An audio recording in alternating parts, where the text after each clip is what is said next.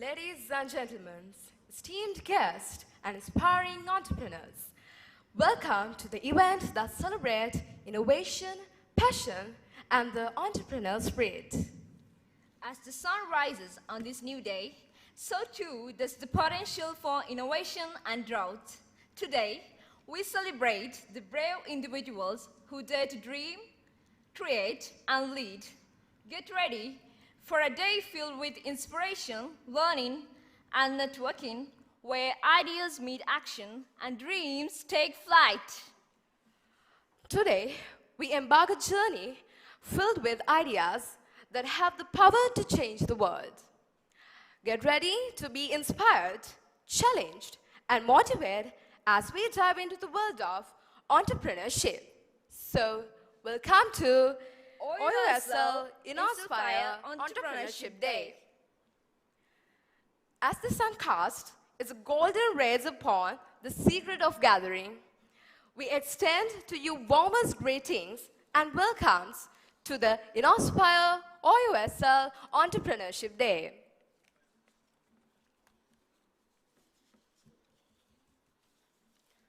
Ladies and gentlemen, to set the stage for our entrepreneurial journey, we have a special introduction video that showcases the inception of ENOSPIRE OUSL. This video gives us a glimpse into the beginnings of this remarkable endeavor, highlighting the vision, passion, and dedication that have brought us here today.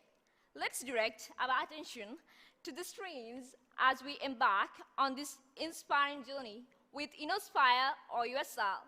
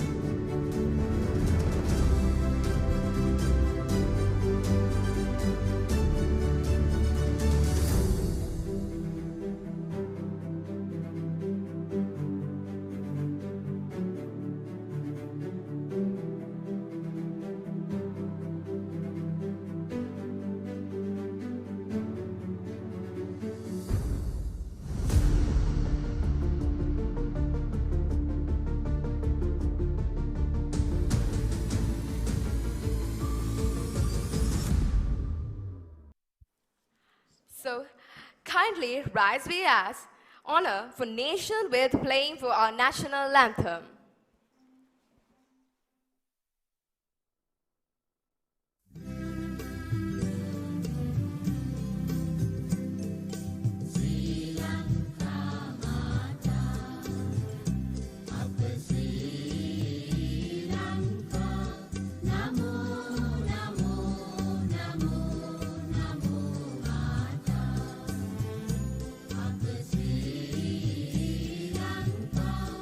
Namo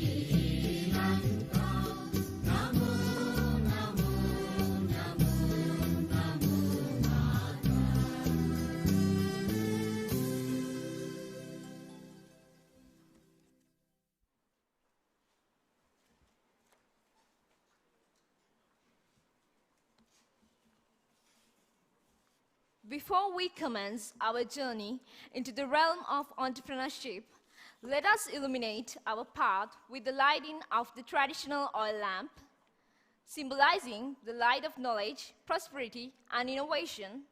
I invite Professor P.M.C. Tilakaratne, the Vice Chancellor of Open University of Sri Lanka, Professor G.W.A.R. Fernando, Dean of the Faculty of Natural Sciences, Professor D.D.A. Puratne, Dean of the Faculty of Humanities and Social Sciences, Dr. H.G.P.A. Ratnavira, Dean of the Faculty of Engineering Technology, Dr. D.V.M. De Silva, Dean of the Faculty of Education. Also, Dr. B.B.S. De Silva, the Dean, Faculty of Health Sciences, Professor N. Abhisekara, Dean, the Faculty of Management Studies, Ms. Vindhya Jaisena, the Registrar of Open University of Sri Lanka, Dr. W.M.K.G.A. Vikramasinghe, the Bursar of Open University of Sri Lanka, Ms. Hemamali Mohoti, the Branch Manager of Bank of Ceylon, Ms. Chaminda Kumarasiri, the founder of IMED.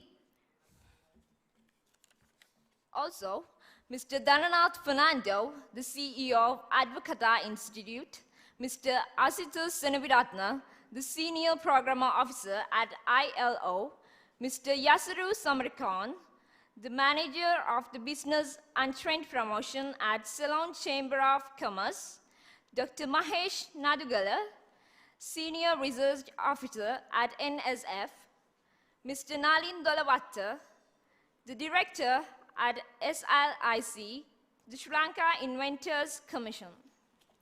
Dr. Shamila Dias, the Director of Career Guidance Unit of Open University of Sri Lanka, Ms. Vindhya Angamana, the Assistant Director of Colombo Regional Center, Ms. Anusha Bandara, Mr. Anusha Bandara, the Director of Regional Education Services, Dr. Nuwan Darshana, the Senior Business Advisor, Sri Lankan Export Development Board, Mr. Ranjit Dharmasari, the Executive Director of Investment Development,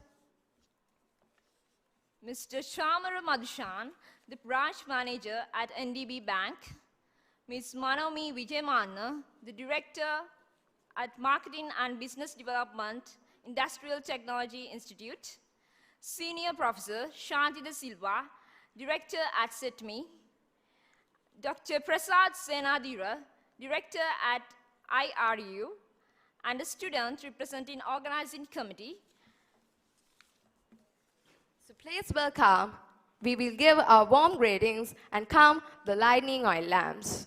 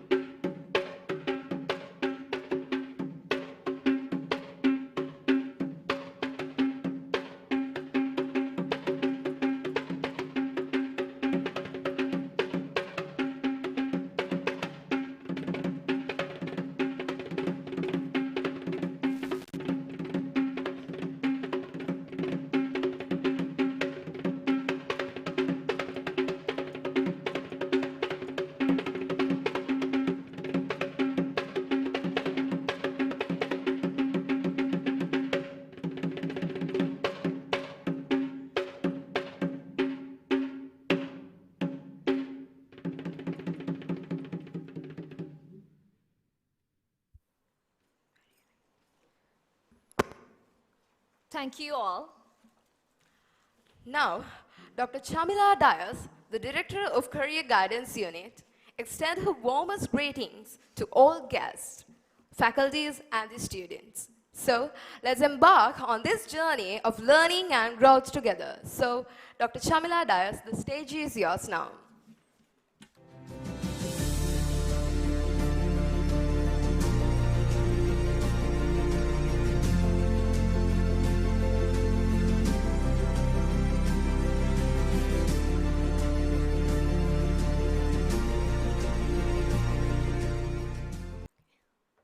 A very good morning to ladies and gentlemen. Welcome to ENOSPIRE OUSL, the culmination of entrepreneurship, innovation, and inspiration here at the Open University of Sri Lanka. It is an honor to be here today as we celebrate the entrepreneurial spirit that thrives within the OUSL community. ENOSPIRE OUSL has been an extraordinary journey composed of three main segments, events that we have brought together bright minds and visionary ideas. We commence with the Inter-University Business Idea Pitching Competition, where our talented enthusiasts showcased their innovative concepts. It was a platform not only for the competition, but also for collaboration, networking, and mentorship. Following the accelerating pitching competition, we honored and recognized the achievements of our esteemed OUSL graduates who have already made their mark in the entrepreneurial world through an Entrepreneurial Awards 2024 on the 19th March 2024 at the Dialogue Asiata premises. Their stories serve as the beacons of inspiration for our current and future entrepreneurs.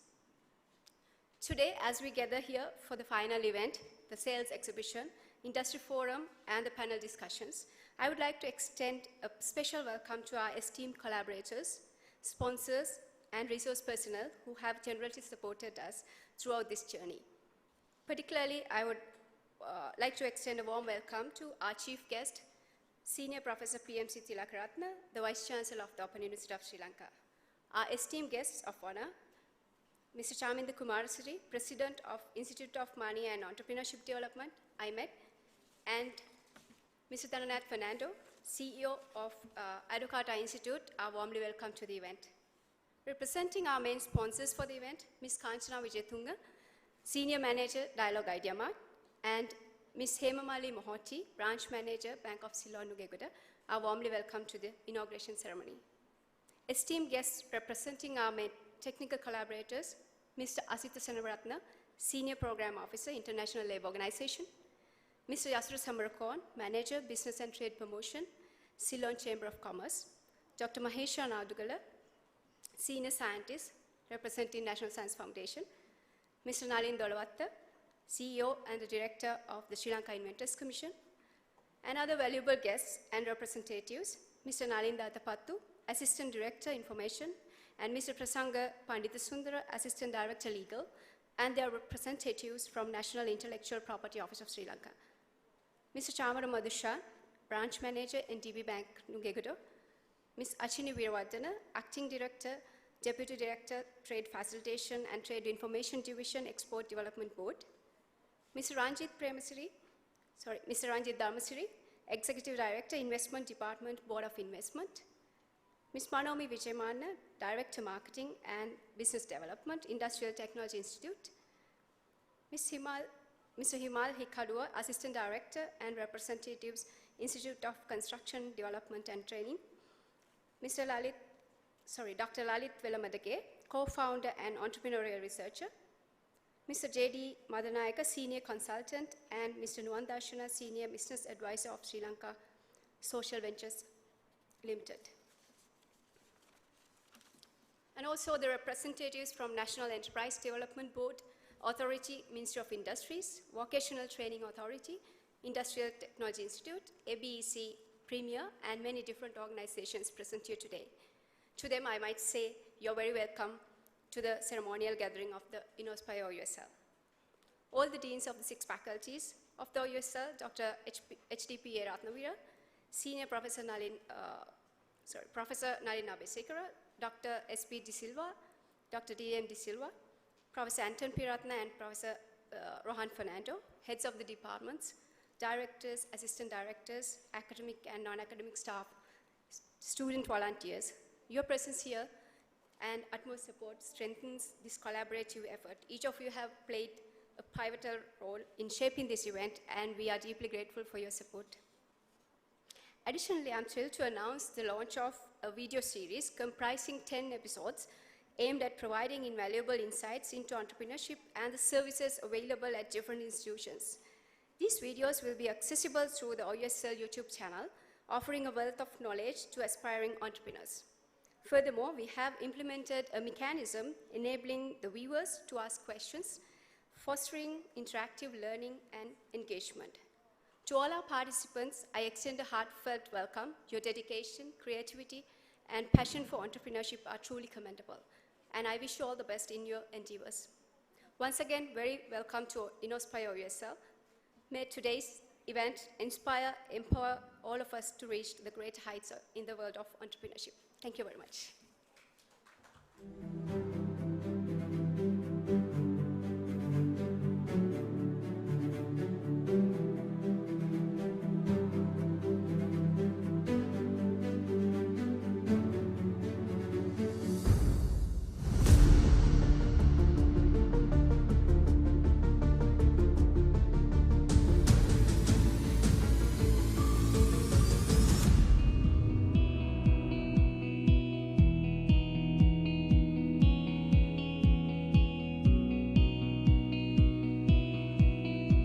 I believe the entrepreneurial mindset should be inculcated where the industry and the academia partnership we consider as really important. Both parties should get together, work together for a common forum or for a common platform.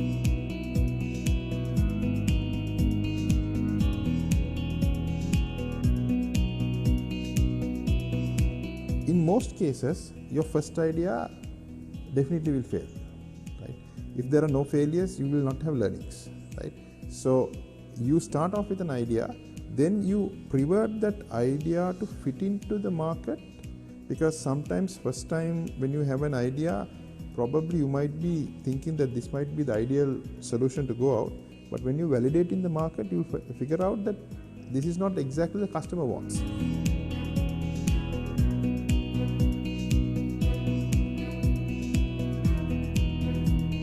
People think financial literacy is about the knowledge and ability to prepare your own accounts, double entries and all that. That's what we learn in the school. That is not financial literacy. Financial literacy is about making financial decisions, money decisions for your business.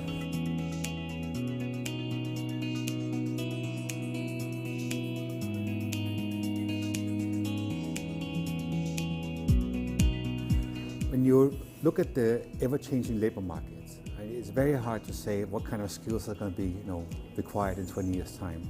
But one thing you see today is really is IT skills. I mean, there's hardly any function in today's labor market where you don't require at least some level of understanding of IT skills. We have a very high proportion of employed population, or those who are working under someone else. And we have a very less than 3% as employers who can provide an employment to the others. This is kind of a serious situation. So we need to have more persons who can employ others, who can generate employment opportunities for the others.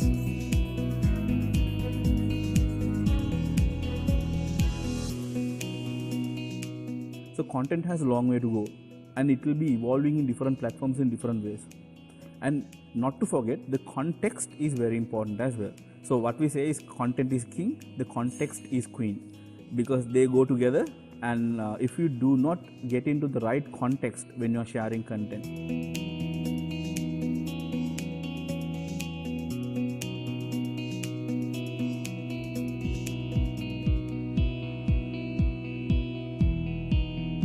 entrepreneurship always coming with one thing, that is called risk taking.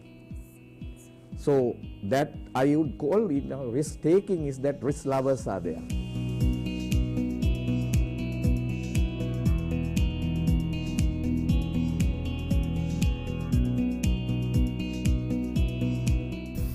Now, social entrepreneurs, in my opinion, are people who are focused on creating a positive social impact in whatever they do. That doesn't mean that they have no profit motive, but profit is not the sole motive. But the modern thinking on social enterprises is that they think about the sustainability of financial as well as a social cause. I think if you look at the world right now, it's driven by technology. Yes. Most of the innovation that happen around technology. So if we want to create any kind of positive impact, we can't ignore technology to start with.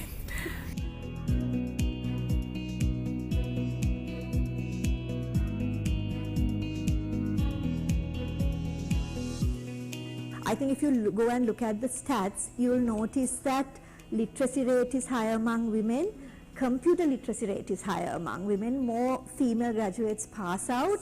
But if you actually take the SME sector, I think the contribution is not even 10% by females. So then there is a gap. Women are studying, women are getting the knowledge and the skills, but something is holding them back from contributing to the economy.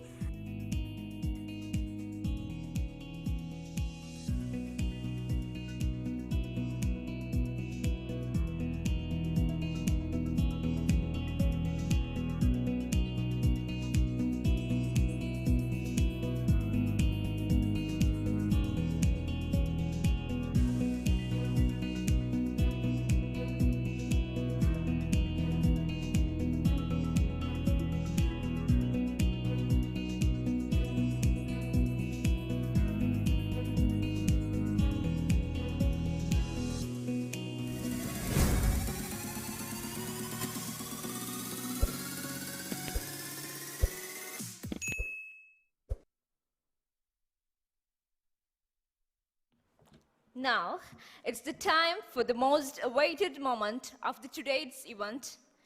It is with great excitement that we announce the opening of our exhibition hall, showcasing the plethora of innovative products and services from our talented participants. This is not just an exhibition, it's a marketplace of ideas and innovations where you can explore, experience, and even purchase some of the groundbreaking creations on display. We invite you to immerse yourselves in this world of innovation and creativity and discover the future today at our exhibition hall. And Johnny, it's up to you.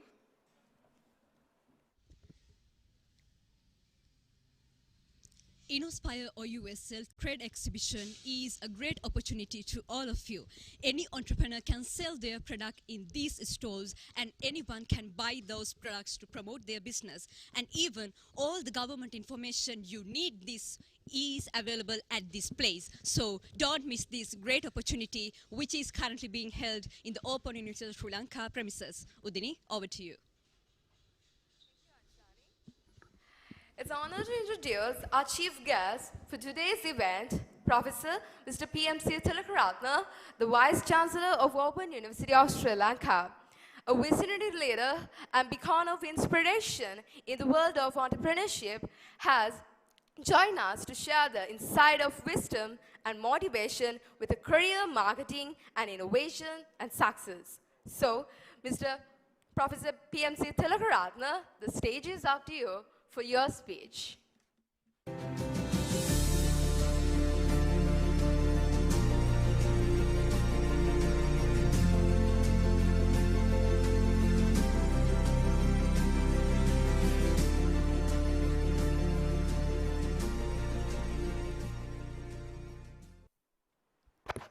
Very good morning to everybody. Deans of faculties, Mr. Chaminda Kumarasiri, the president I met. Of course, all the professors and the heads of the departments, directors, assistant directors, and the academic and non-academic staff of the university. Then all distinguished invitees representing the corporate sector in Sri Lanka, banks, and ILO, Chamber of Commerce, Investors Commission, and so on and so forth. fellow entrepreneurs, most importantly, the innovative minds of tomorrow gathers here. Welcome to the Entrepreneurs Day of the Open Industry Sri Lanka. Today marks not just an event, but a celebration of the spirit of innovation. As we stand at the cusp of unprecedented changes and opportunities in the world today, there's never been more exciting time to be an entrepreneur. The digital age has democratized access to markets, information, and resources, enriching ideas to flourish and impact all communities, economies, and the very fabric of our daily lives. The journey of an entrepreneur, as many of you might already know, are about to discover, is akin to charting a course through unexplored territories, because to me, entrepreneurship is a kind of an idea stem or the emerged from the mind of the individual, and then, as I said, always it's taking a risk. So I met very recently the chief engineer of the Upper Kotmale project, the hydropower project. Once that he concluded the construction of the project and inaugurated, and he decided to become an entrepreneur. He returned the following day to his own residence and told her wife that, I'm going to start a small business. Then wife asked that, what the hell that you are going to do? You are a chief engineer at the CEB, you will never success. Then asked that, what's your business? Business is assembling electrical panels. Then that he resigned, started the business, and of course EDB also invited him to participate some of the exhibitions. And up to 12th effort, exhibition, he was failed. And 13th exhibition, and he went up to Germany, then China, UK, the places. But the last exhibition is 13th exhibition. Normally 13th is, that considered as a good, not a good number, no? That was in India. Then he decided to go there with the EDB. Of course, he was successful. So then you see, it's, India is a country, even residents, they that assemble electrical panels. But he was successful. So this always, that's why I said, it's with the risk taking and the, that determination and perseverance as well. Of course, the entrepreneurship requires courage, resilience, and unwavering belief in our vision. The Open University of Sri Lanka has always believed in nurturing not just an academics, but creators, thinkers, and leaders who can make a difference in the world. This is the university, of course, providing higher education opportunities irrespective of age or the creed or culture or whatever it is. Open for everyone, even without initial, what is called the basic qualifications. One can, that join with a program and, that join up the ladder up to, that doctoral studies. This is the university for everyone. It is called, People's University. There is only one university, only the single university in Sri Lanka, where, that provide education to the aspirants through the open and distance learning mode. Entrepreneurship Day, I consider as a testament to this belief. What is that? A platform that celebrates innovation, facilitates knowledge exchange, and fosters collaborations that could shape the future. Remember, entrepreneurship is not just about starting companies. It's about solving problems. You know, in Sri Lanka, what is called, if you take the index, is to start a business, we are far below compared to the other countries. How many know that license to be obtained if you are going to start a business here in Sri Lanka? If it is a maybe municipal council or the Pradeshi Sabha, and that other that all the approvals it will take. We have done a research more than 6 months to get the clearance, unless you have political clout. If there is a political clout, through a phone call you can get the clearance, but not the that approval. So therefore, that is also that we need to keep in mind. So then, entrepreneurship, again, about seeing opportunities where others see obstacles and daring to venture where others might hesitate. As we kickstart today, this event, of course, this is the event of, I can say, a series of events. I must, thankful to Dr. Chamila Dias, the director of the Career Guidance Unit, of course, organizing this, of course, landmark event, of course, that series. We have now started journey with, that because we had to stimulate our students and researchers come up with their own ideas and the products, and thereafter, of course, without your support, now here I must appreciate not only the invitees, but those who have wholeheartedly supported the Open University of Sri Lanka in this endeavor. ILO, Bank of Ceylon, Inventors Commission, and other all organizations which I do not remember the names to spell it out. And because that's your, of course, responsibility, this is nothing. You are, not getting any return out of that, but return for the country that you, envisaged. So I really appreciate, and there is no words to appreciate, because this collaboration, of course, that you established with the Open University of Sri Lanka, I hope that you will continue for the future as well, because it needs standalone education. Higher education will never success in the world.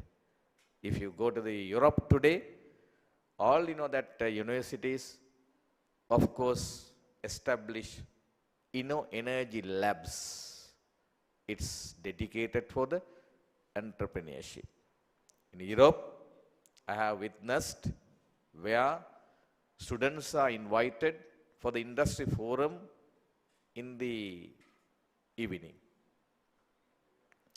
Students wanted to showcase their, that entrepreneurial ideas because they don't have seed funds. This idea, it's so called that idea, of course, that we have also done that. Idea pitching competition. That is, idea selling competition. In the European universities, I have, that scene where I was there, that when I was doing my PhD in 2000s. Now we are in the 2024. So, of course, university undergraduates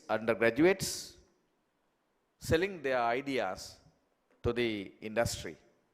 Then the industry, of course, assess on site those ideas. If it is, that feasibility is there, they are, taking that idea to be implemented. That is, that what is called in European Union. Here in Sri Lanka, again, entrepreneurship, entrepreneurial intention, entrepreneurial mindset, and everything is there, but I hope that there is no support for the entrepreneurs. One thing, Even earlier, we had that the BOI tax holidays. But for the small entrepreneurs, today there is no such incentive. There must be an incentive for the, that young entrepreneurs especially to come up and to market their products and ideas. Then, as I said, as we kickstart today's event, I urge each one of you to open your minds to possibilities that lie ahead. Let today be the day you take that first step towards your entrepreneurial journey, armed with the knowledge that within our university community, you have a network of support and encouragement. Of course, network now created. Director, Career Guidance Unit, Dr. Jamila Dias, of course, I couldn't mention our university register and our whole administration supporting this all endeavors within the university. Now the Open University Sri Lanka elevated to the different that sphere or the different level to facilitate each and every that activity, because multitude of activities will that again position the university irrespective of the education that and other that all that segments we are now catering into. Let's inspire and be inspired. Let's learn, connect through networking, and dream big. When we dream big, somewhere that we will stay. If you are not dreaming, we will never success. We have to have a picture in our mind. We will achieve, or that we will come to this position one day. So then that we are striving to achieve that, then that may not be the 100%, because we know that excellence will not be there. Passion of excellence is a very colorful word, but that we are striving to achieve passion of excellence. Here's to a day filled with, therefore, insightful discussions, meaningful connections, as I said, through networking, and birth of ideas that could change the world. Welcome to the Entrepreneurs Day of the Open University Sri Lanka once again.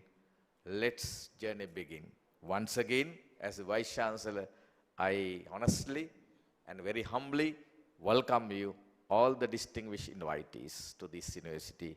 I again urge this connection, not only for today, you continue forever.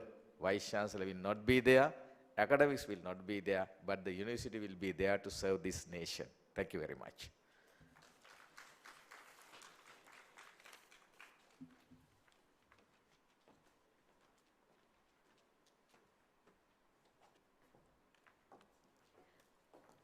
Thank you, sir, for your inspiring speech. Now, let's move into the video of ENOSPIRE website launching.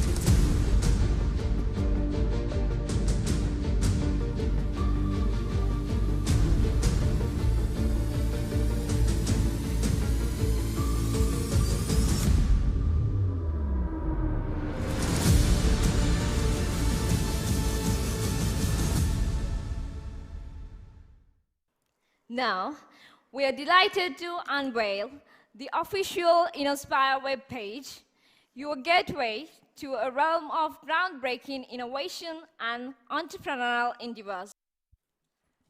So, it is time to bring back our memories of ENOSPIRE Grand Finale, which was held in 19th of March 2024 at Dialogue Auditorium. Let's bring back our memories right now. Witness the passion and drive of our contestants in the intense business pitching competition. ENOSPIRE or USL. So now we transition into the heart of tonight's event. It's time to shine the spotlight, the true stars of ENOSPIRE USL. Thank you very much and congratulations for your thought. Whether you win the competition or not, you're already a winner.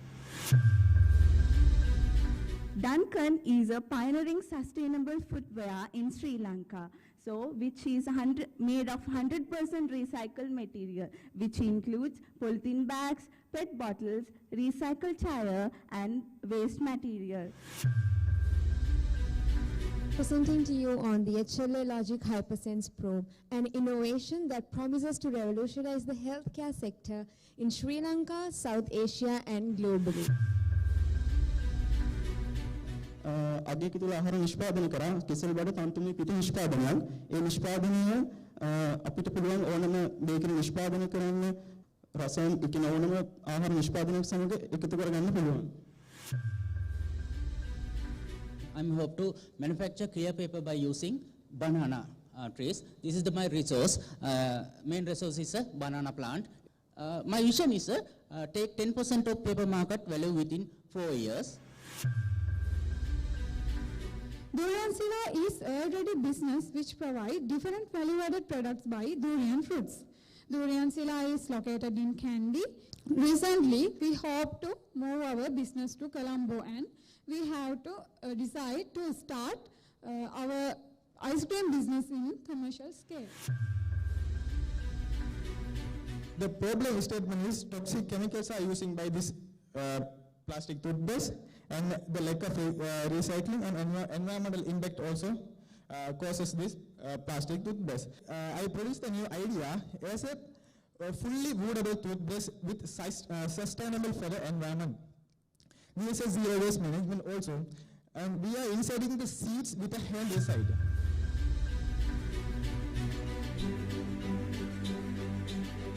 We are addressing the problem of poor industrial solid waste segregation and management. This is our solution. You can see the prototype of the product. Bagash is used only biofuel in Sri Lanka, only biofuel. This is the thing which I manufactured the paper. My business idea is eco-friendly rubber products. These are the prototypes we developed at Rubber Research Institute of Sri Lanka using rice husk charcoal powder as the main filler in rubber. This invention has won a silver medal in environmental conservation category in Sansak Nivam 2022 competition.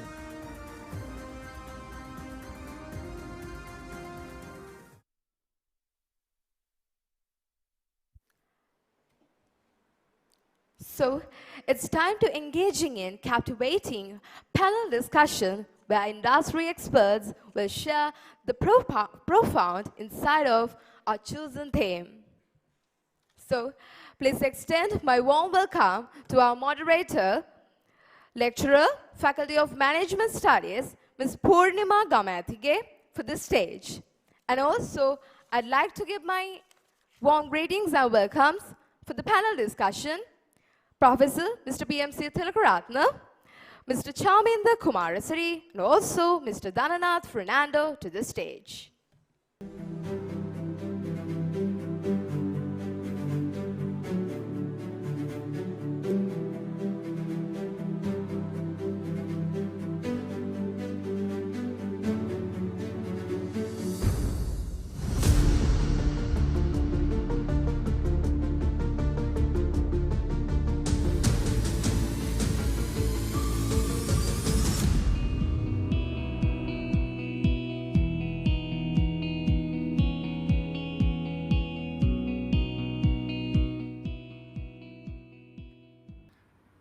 A very good morning to all of you.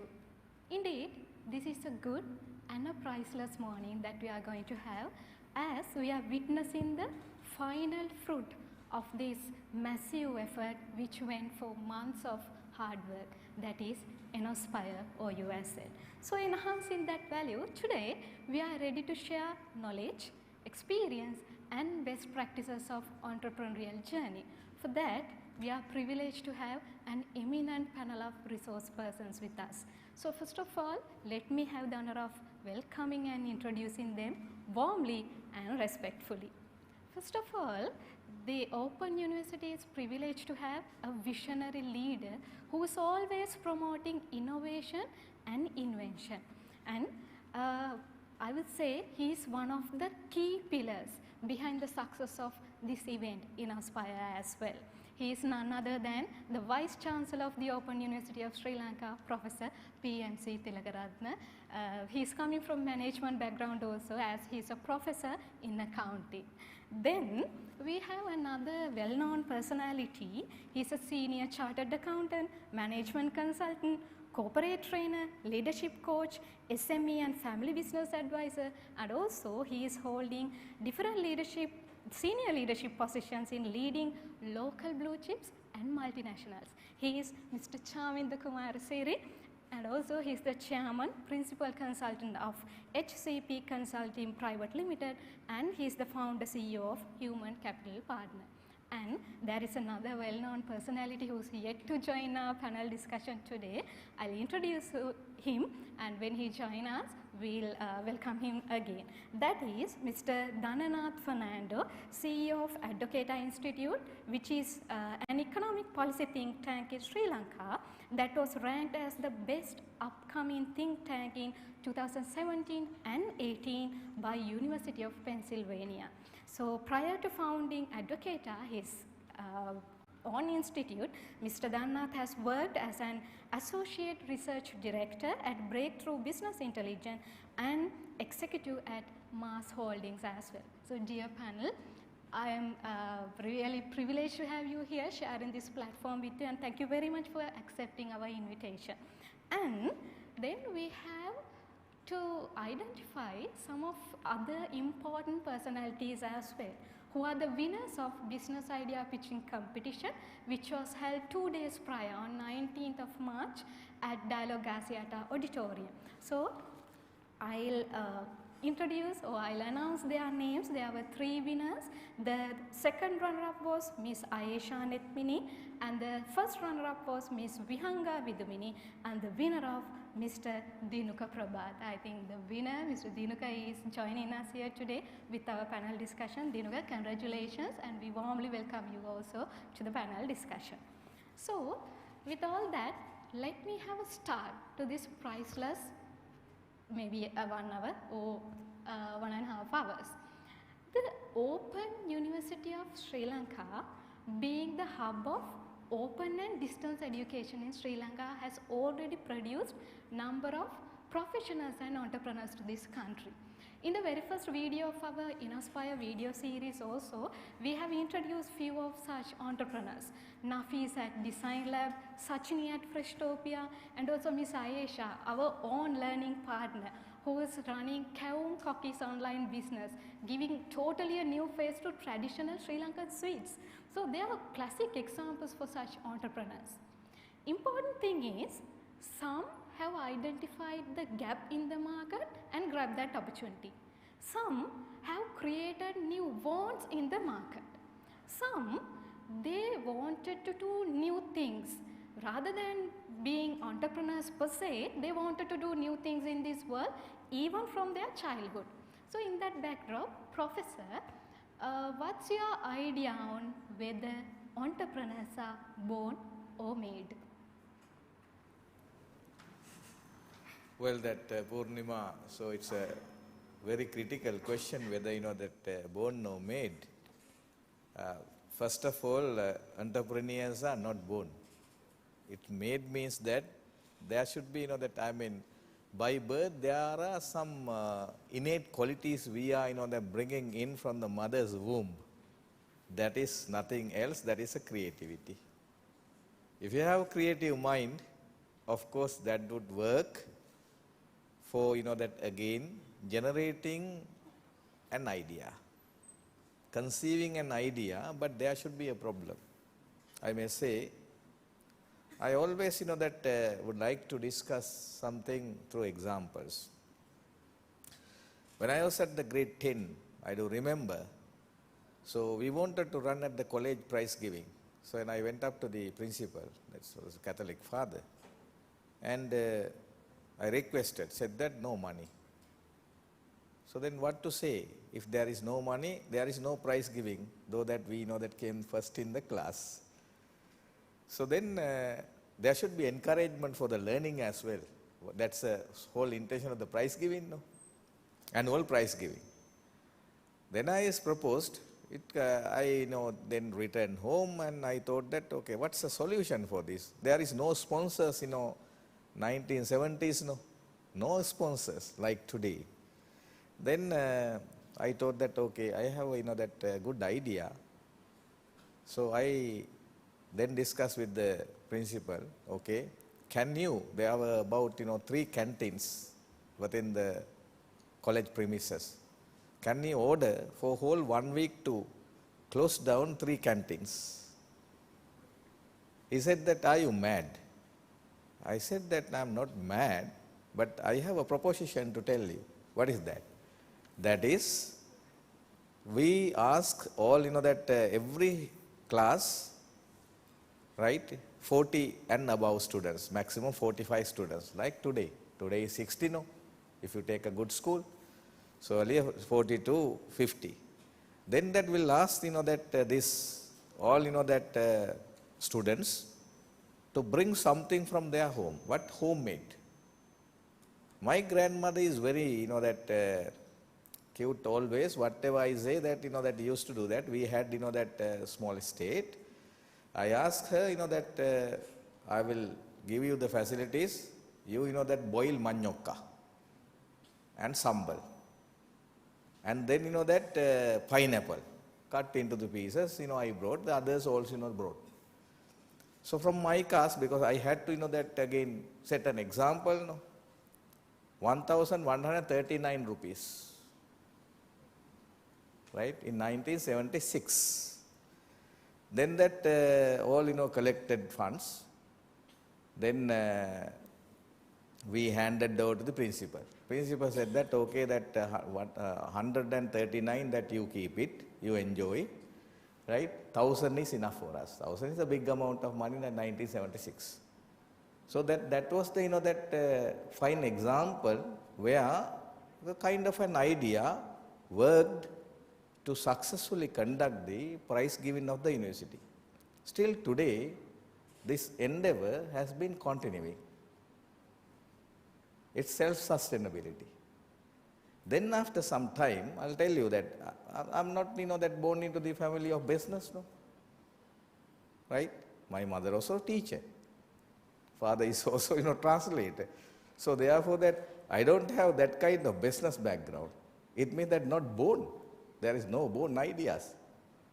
But ideas of, that something, that creative mind, something to, that of course, that do your own to make something to society. And also then again another example, 1980, I did my A-level. You can, judge my age as well now. So then I thought that there was, waiting time for the university, 1 year. So then we had a small estate. You see that residuals of coconut collected with another person. What I did, so I made copra and then that extract the coconut oil. Then that all whatever I wanted money for that university entrance, I that earned and given some money to my father as well. I am not born into the family, again I reiterate, to business family. So therefore, now the Open University, I now turn my discussion into the Open University. Open University is a unique university. This concept is, that again, here in Sri Lanka, I said, is one and only university. Where from the day one, when the students, that register for degree program, that you need to connect this one, then I mention specially the leaders or the entrepreneurs or the entrepreneurial mindsets we are creating. Because why? We are a state university. It's a state university, fee living university. The students wanted to pay tuition fee to this university, not like other 16 universities. So there should be some earning. So then the students are, of course, I met some students, some of the hotels, they are, working as waiters of the hotels. It's not bad, it's a good thing to earn, that something for living. So therefore that students, through this, what is called, that whole teaching and learning and education process, creating some kind of, that mindset. It means that it's that idea converting into the business. That's why my right hand side, there's a student. So that we have witnessed through this whole process, right, ENOSPIRE, a lot of our students having, many big ideas, right? And I was immersed to witness from the waste, right? So that just watch, just before, that 15 minutes, Duncan, what is called, the shoes, right, from the waste tire. So it means that entrepreneurs are not, that born, it's made, right, through the process of, education and the experience as well, nothing else, right? You laugh, you do, you create, you deliver. Yes, sir. That was really elaborative. Thank you for that insights. And let me welcome Mr. Dhananath Fernando. Mr.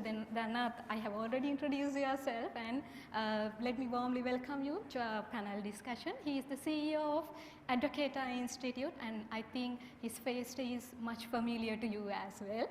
Then, Mr. Chaminda, I think as a business consultant, you may have experienced the entire life journey of a business, maybe from infant age to its adolescence or the maturity age. Yet, what is the most critical part is the early stage, the starting phase. So, in that sense, we have many local and global examples as well. Take Steve Jobs, Jeff Bezos, even Hinniya Puhami, the founder of Maliban, H.K. Dharmadasa, who's well known as Nawala Mudalali. All they have fabulous stories, but have started from zero level. So, Mr. Chaminda, how can entrepreneurs win over these critical starting phases of their entrepreneurial journey? First of all, thank you for inviting me for this, and congratulations once again for the winner. Yeah, I think we have to understand this concept of entrepreneurship first, right? Entrepreneurship is not just doing business. Doing business is one, entrepreneurship is another. Because when you do business, your focus is more towards financial matrices. Your focus is on revenue, focus is on profit, you're worried about cost. So you are just in the market. So when you do that, what happens is you can survive, you can grow as long as there's market, as long as there's sales. But when there is a shock like what we go through today, the businesses fail, but the entrepreneurships won't. So first of all, we need to distinguish between the two, because when we talk about startups, we have to have the same mindset, because what we say startup in today's context, when a person starts a business, we call it a startup. That is not a startup. Right? When my neighbor starts a pastry shop, I start a pastry shop. Right? So just copy. We just copy revenue models. We are not creating businesses. So we need to first make sure that whoever we encourage to start a business, they must become entrepreneurs, not just businessmen. Because entrepreneur does not focus on a revenue model per se. Entrepreneur focus on long term. Entrepreneurs build business models, not just businesses, because it's the model that survives, not the business itself. Even in current context, I'm saying, if someone comes and tells me restaurants business is a failure, it's a kind of a narrow-minded interpretation, because during pandemic, if you say some restaurants had to close down because no business, because people couldn't go there. But the restaurants who were able to deliver the foods to doorsteps survived. They are doing the same business. But the second business had a different business model that can face the current challenge. So, that understanding is important. So, when you talk about business failures, we have statistics. We have statistics. In a global context, we say as high as 90% of the startups fail within first 3 years, right. So, all these statistics talk about the number, but I would rather challenge those statistics, because bulk of these failure stories are businesses, not real entrepreneurships. So, if you talk about startups, I want to first distinguish between starting a business and starting a proper entrepreneurship journey. So, if we talk about the latter, the failure rate is low because there is a business model.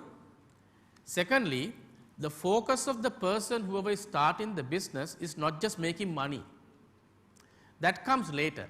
If the great names you spoke about, and recently I happen to interact with a business venture, as you must be knowing, Tantri Trailers, right? One of the giant businesses in Sri Lanka who started their business as what you call maintaining and servicing ships, because the founder was a person who worked in ships. He was in the Navy.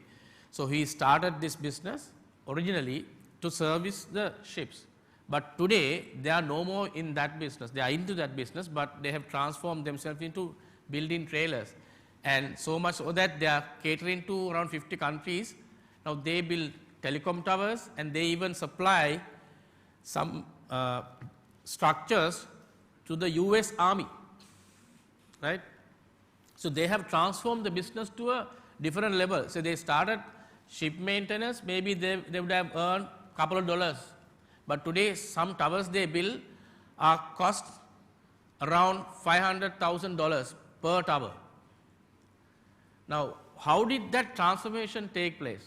It's not a transformation that took place suddenly. It was because the way you started the business with the mindset to build a business model, not just a business, right. So, in that context, even in the current context, we say the agility part of it, the ability to adjust, ability to transform has to be there. That is why they started with something, today they are into something else, but they are still making money.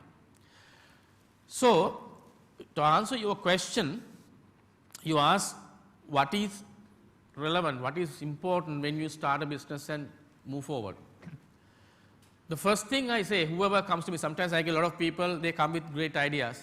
They come with sometimes with prototypes. I have done this, I want to now start the business. So, sometimes they say, I have a cinnamon land, so I want to start exporting cinnamon. So, maybe I am living in Matale. These are real examples I am telling, because these are people who came to me. Even a couple of months ago, a couple came to me.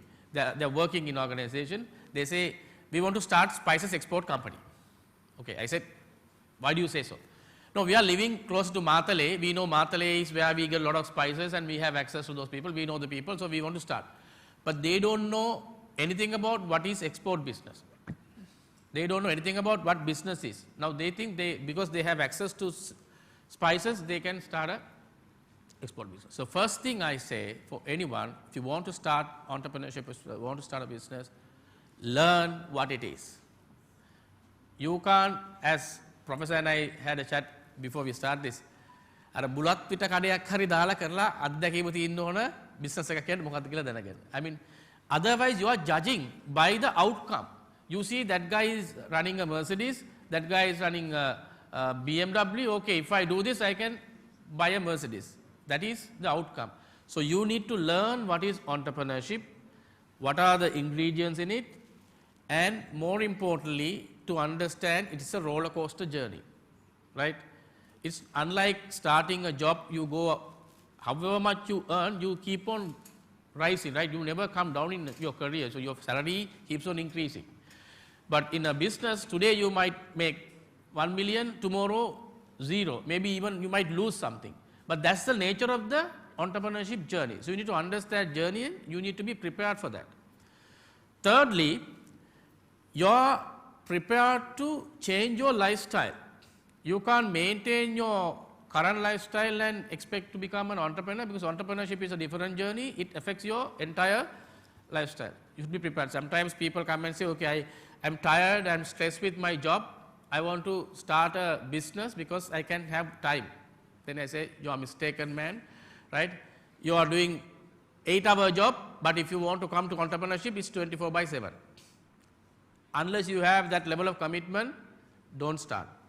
Fourth thing is, this is again a highly ignorant area. I have seen a lot of research done by many organizations about why startups fail, why businesses fail. So the findings say lack of ecosystem, lack of funding, right? All sorts of things.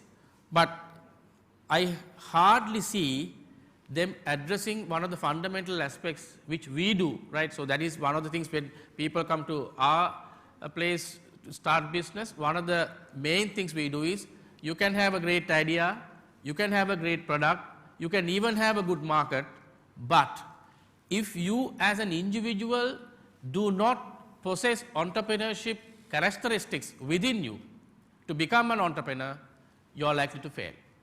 So basic things, for example, if you are a hot-tempered person, right, you tend to take emotional decisions.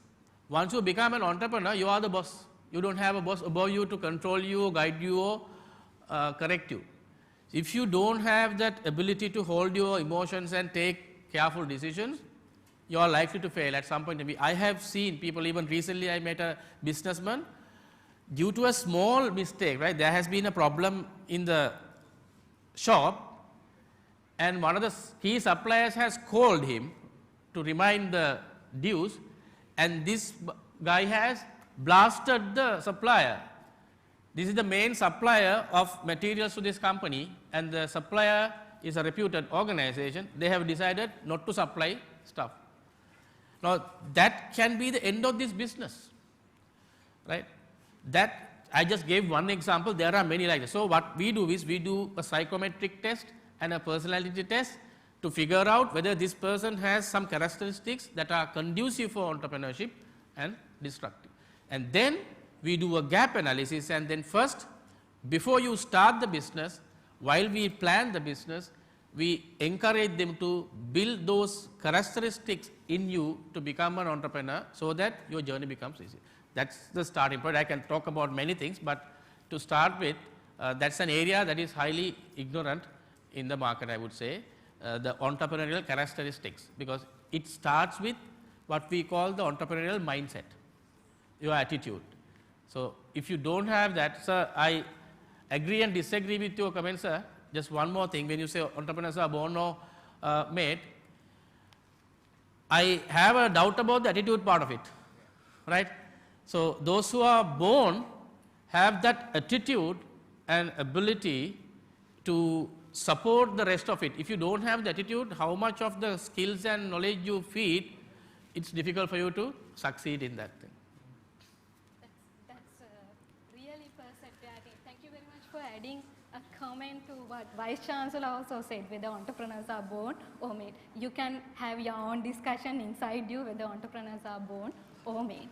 Then, as the leader of an economic think tank, I would like to raise my next question from Mr. Dhananath. Mr. Dhananath, we have different stories of changing career. Some are even leaving their paid job and undertaking the risk of running a business, an SME or startup.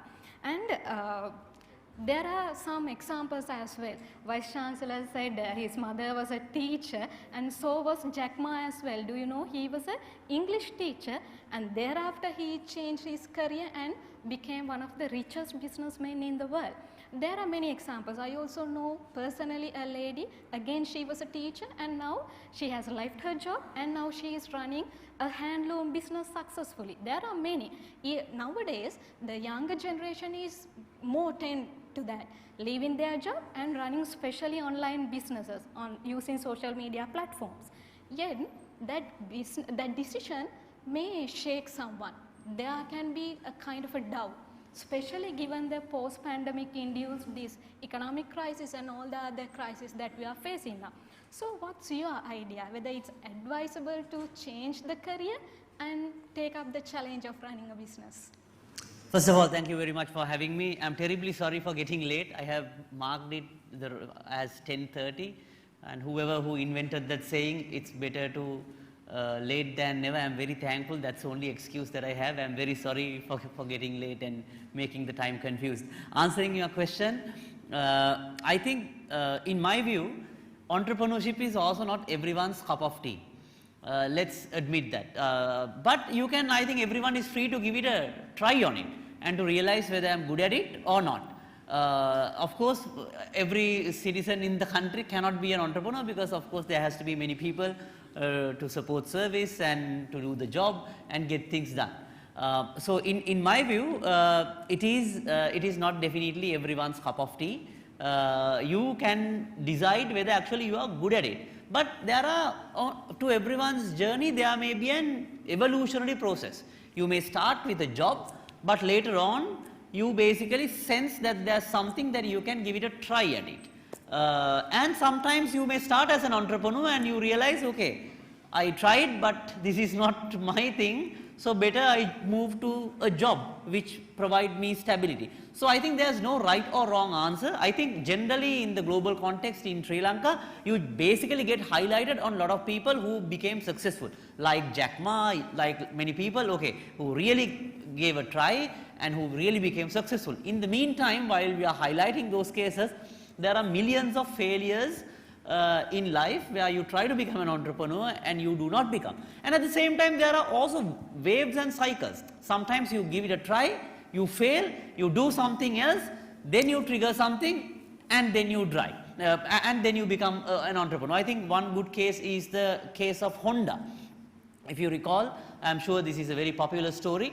After the World War in Japan, Saichiro Honda was, he was not a very smart person according to his life story, but he was planning to, I think he was working at that time, if I remember right, for Toyota, and Toyota had a competition. He first attempted, they wanted to do like a model car for the new development. So first he tried, and his manager came and said, look, your model that you have developed. So he spent a lot of time, day and night, doing this model. He submitted and he said, look, sorry, I know you how much you tried, but your model is not selected for the competition. And then again he tried the model for the next wave of the competition, and after a few months the same manager came and he said, this is the time that the World War has been started, things were difficult. He had said, look, there's a positive news and a negative news. The positive news is that the model that you have submitted has been approved. But the negative news is the competition is no longer there because the country is going through a difficult time. We are basically wrapping up the operation. Not only the competition is over, even your job is you are going to lose the job because things are not going well. And then he started sort of a small mechanic shop, and the day before that he was planning to open the shop, the war started and entire thing was collapsed. And then he was going and he saw a motor and person riding a bicycle. So he thought, what could be the world if we try to fix this motor to the bicycle?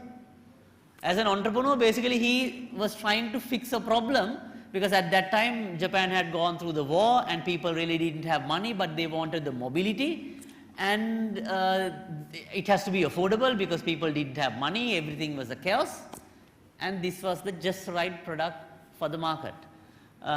So it was a journey. He was trying a job, he was trying a regular job, but then the context changed, market conditions changed, where he sparked an idea, and the rest is history.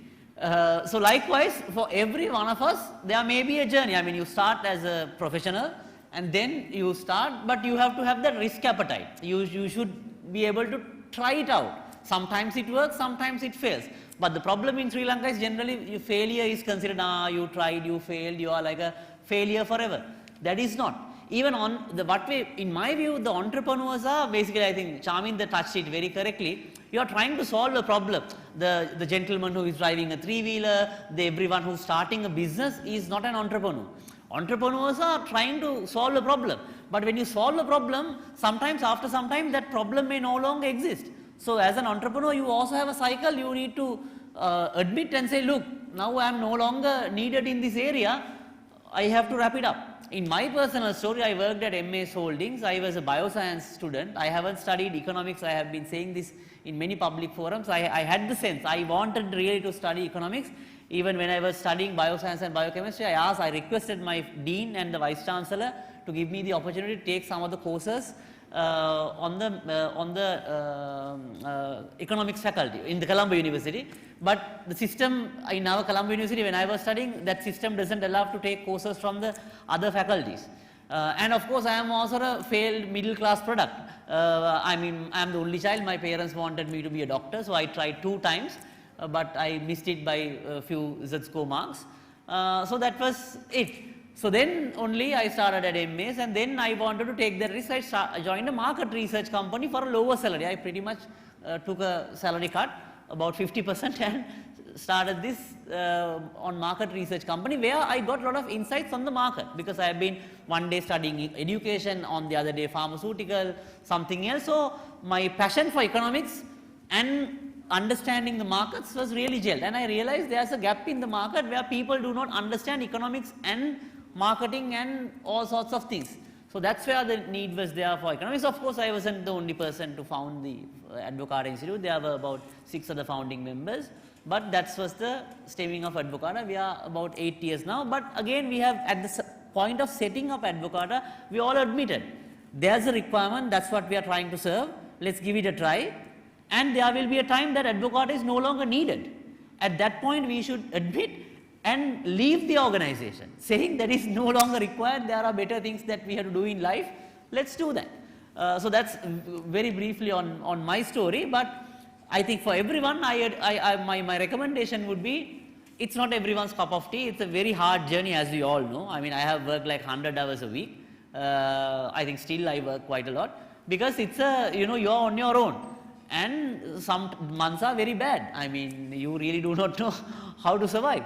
But I think it's everyone's journey, but that's why I said, if you want the stability, definitely this is not the, of course, at one point you can get the stability, but the beginning is very difficult. And of course, you can be a massive failure at the same time. But I think it's still worth, I mean, it's depending on everyone, how you want to see life, how you want to explore. But it's definitely not everyone, and you should not be, feel bad about, realizing that if it's not your thing, I mean, you need not to feel bad about it. Okay, I couldn't be an entrepreneur, why, I want to be, that's definitely not a problem, because everyone's life's journey is different. But as a country, we need people to solve problems, and also people who can support with ideas for people who are solving the problems. So you should not feel proud or bad about being an entrepreneur or a person who is doing a regular job. But of course, the entrepreneurship is encouraged, because they are the people who solve problems. And when you solve a problem and make a living is where things needs to move forward. I'll stop from there, since I also got late to come. That's totally fine. And I would like to quote you once again, better late than never. So if you have your own idea, why don't you try? Why don't you give it a try? And one day you can become a successful entrepreneur, about whom we can discuss in a platform like this. So even though I quote the life story of Jack Ma, I think your life story is something that should be highlighted in another forum as well. So thank you very much for bringing all the practical examples as well.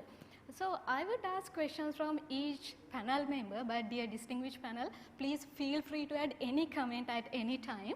Then rather than me asking all the questions, I think we have our winner as well. Winner of the business idea pitching competition, Dinuka. So Dinuka, you can actually tell us about your business idea a little bit, and then if you have any concern to raise from this eminent panel, you can ask. Thank you. My business idea is eco-friendly rubber filler, actually. It means traditionally rubber relies on the carbon black as the main filler, but I thought about to solve this problem, because carbon black produced by burning fossil fuels, that's not an eco-friendly process. So I thought to solve this problem by turning agricultural waste into a sustainable alternative for carbon black by using rice husk charcoal powder as the filler in rubber. That's my business idea. And I have a question from Mr. Charminder. Sir, what type of marketing and branding strategies can we use for establish and grow our customer base? Right, it's a very open-ended question, right? Because it depends on the business that you build, number one. Because I must also tell you, some people talk about this marketing and branding. You also need to understand, I think we have experts in the audience, forgive me if I make any incorrect statement here, this is my understanding. Sometimes for a startup, I warn a little bit before you start your branding and marketing, because yes, you need branding and marketing to get visibility and then attract customers. That is your focus. But what you don't see is that the moment you start shouting, everyone else starts seeing you. Your competitors start seeing you. Big players start seeing you. So I have seen instances where small timers start rising by campaigns or social media marketing, and then the big players start attacking them. Right? Sometimes there are a couple of examples. There was one guy who started a smaller business, and then came and told me that there is one company who said, they have a patent also, right? There's one company who said they want to sell my product, and they say, don't give it to anyone else. I am going to sell it under my brand. You give the products to me, I will do the branding under my name, and then I will sell it, and I will give you this much upfront cash to you. Now sometimes they don't understand the long-term implication of that. You settle, okay, I'm getting a good buck, so money, and the other thing is I can't sell it, this guy will sell it, but you don't realize that you block your opportunity to sell your stuff to other markets, because only one person, you are giving exclusive rights to that person. In a way, that's good, you at least have a business. But the second situation is, this has happened in a rural area when they started a local soap. They started a soap and they sell within the village area, because they are not a large scale soap manufacturer, they small scale, but they wanted to do some branding. They publish it in various places, unnecessary, because their market was that village only. So no point in publishing in a larger audience if you are only selling to that market, because then you are unnecessarily showcasing your product or becoming visible. What happened was, one of the multinational companies went there and they dumped their soap free of charge. They ran a campaign, they had a activation campaign, and then they gave a month full of soaps to the villagers, and that's the end of the story. Because they have deep pockets, they can sustain the losses, and their idea is to wipe out any newcomer. Right? These are just two examples, I can give you many. So you have to be careful on one side, why you need to brand, why you need to market yourself. Sometimes it's just to show off, or let your friends know, let people know. That's not a good reason, right? Because there are two things with branding, right? One is you're building your market, you let the people know about your products. Other side, you are building a brand equity, so that at a later stage, brand itself has a value, right? So if your target is getting customers, there are many ways you can get customers. There are certain products you don't need to even talk about it, right? You just go and directly address the target audience. Let's say you have developed a product, let's say your product, right? Your product. You are developing a rubber substance material that is not for ordinary people. Your material is a raw material, your output is a raw material for rubber product manufacturers, tire manufacturers or whatever. So you don't need to go and publish in social media or put TV advertisements. You simply identify the largest tire manufacturers in this country and go and have a presentation to their management and showcase your product and say, this is what it is, do you want to buy? Because yours is a B2B. Then why you need to go and shout out is a question mark you look at. Secondly, people can still do that because you want to build a brand. Because that brand matters, because otherwise, for example, Apple, let's say, Apple is just a name for us, right? How did it become a brand? Because it has positions themselves in the minds of the people. It is not the iPad or the laptop or the mobile phone that is attached to the brand Apple. It is the quality, right? The quality, high price, consistency, right? Whatever you call it, and uniqueness, creativity. So then you create that brand in the minds of the people. Until you create that in the minds of the people, it's not a brand, it's just a name or just a symbol. It's a long process, right? You can't build a brand like that. Sometimes people come and say, okay, when I ask, what's your brand? I have this is my logo. Your logo is not your brand. Logo is just a symbol, right? Brand building is a long-term process. You have to have consistency. You have to first identify what are the properties, what are the promises, what are the characteristics you are trying to highlight. So the moment I recall the word Apple, what brings to my mind? Is it the quality, consistency, high price, creativity, uniqueness, whatever? So all this comes to my mind. So then, yes, I will go for it. So if you want to build that brand, you have to work over a period and build that. You can still do that with your target customer even if it is B2B, right? So what are you trying to give them? It's not your rubber material. It is a unique formula. You can get patent so that you protect it. So that's one side of it. Secondly, just because you get the patent, just because it is unique, you can't sustain unless it delivers, right? So when they use your stuff, they need to be comfortable that there is something more in your product. So how you maintain that? So it's not just the product, it's just the consistency that you maintain over a period so that they will go and say, look here, I am buying, let's say your brand is X. So I am buying from X, right? I am buying the X brand. So then they go and talk about it.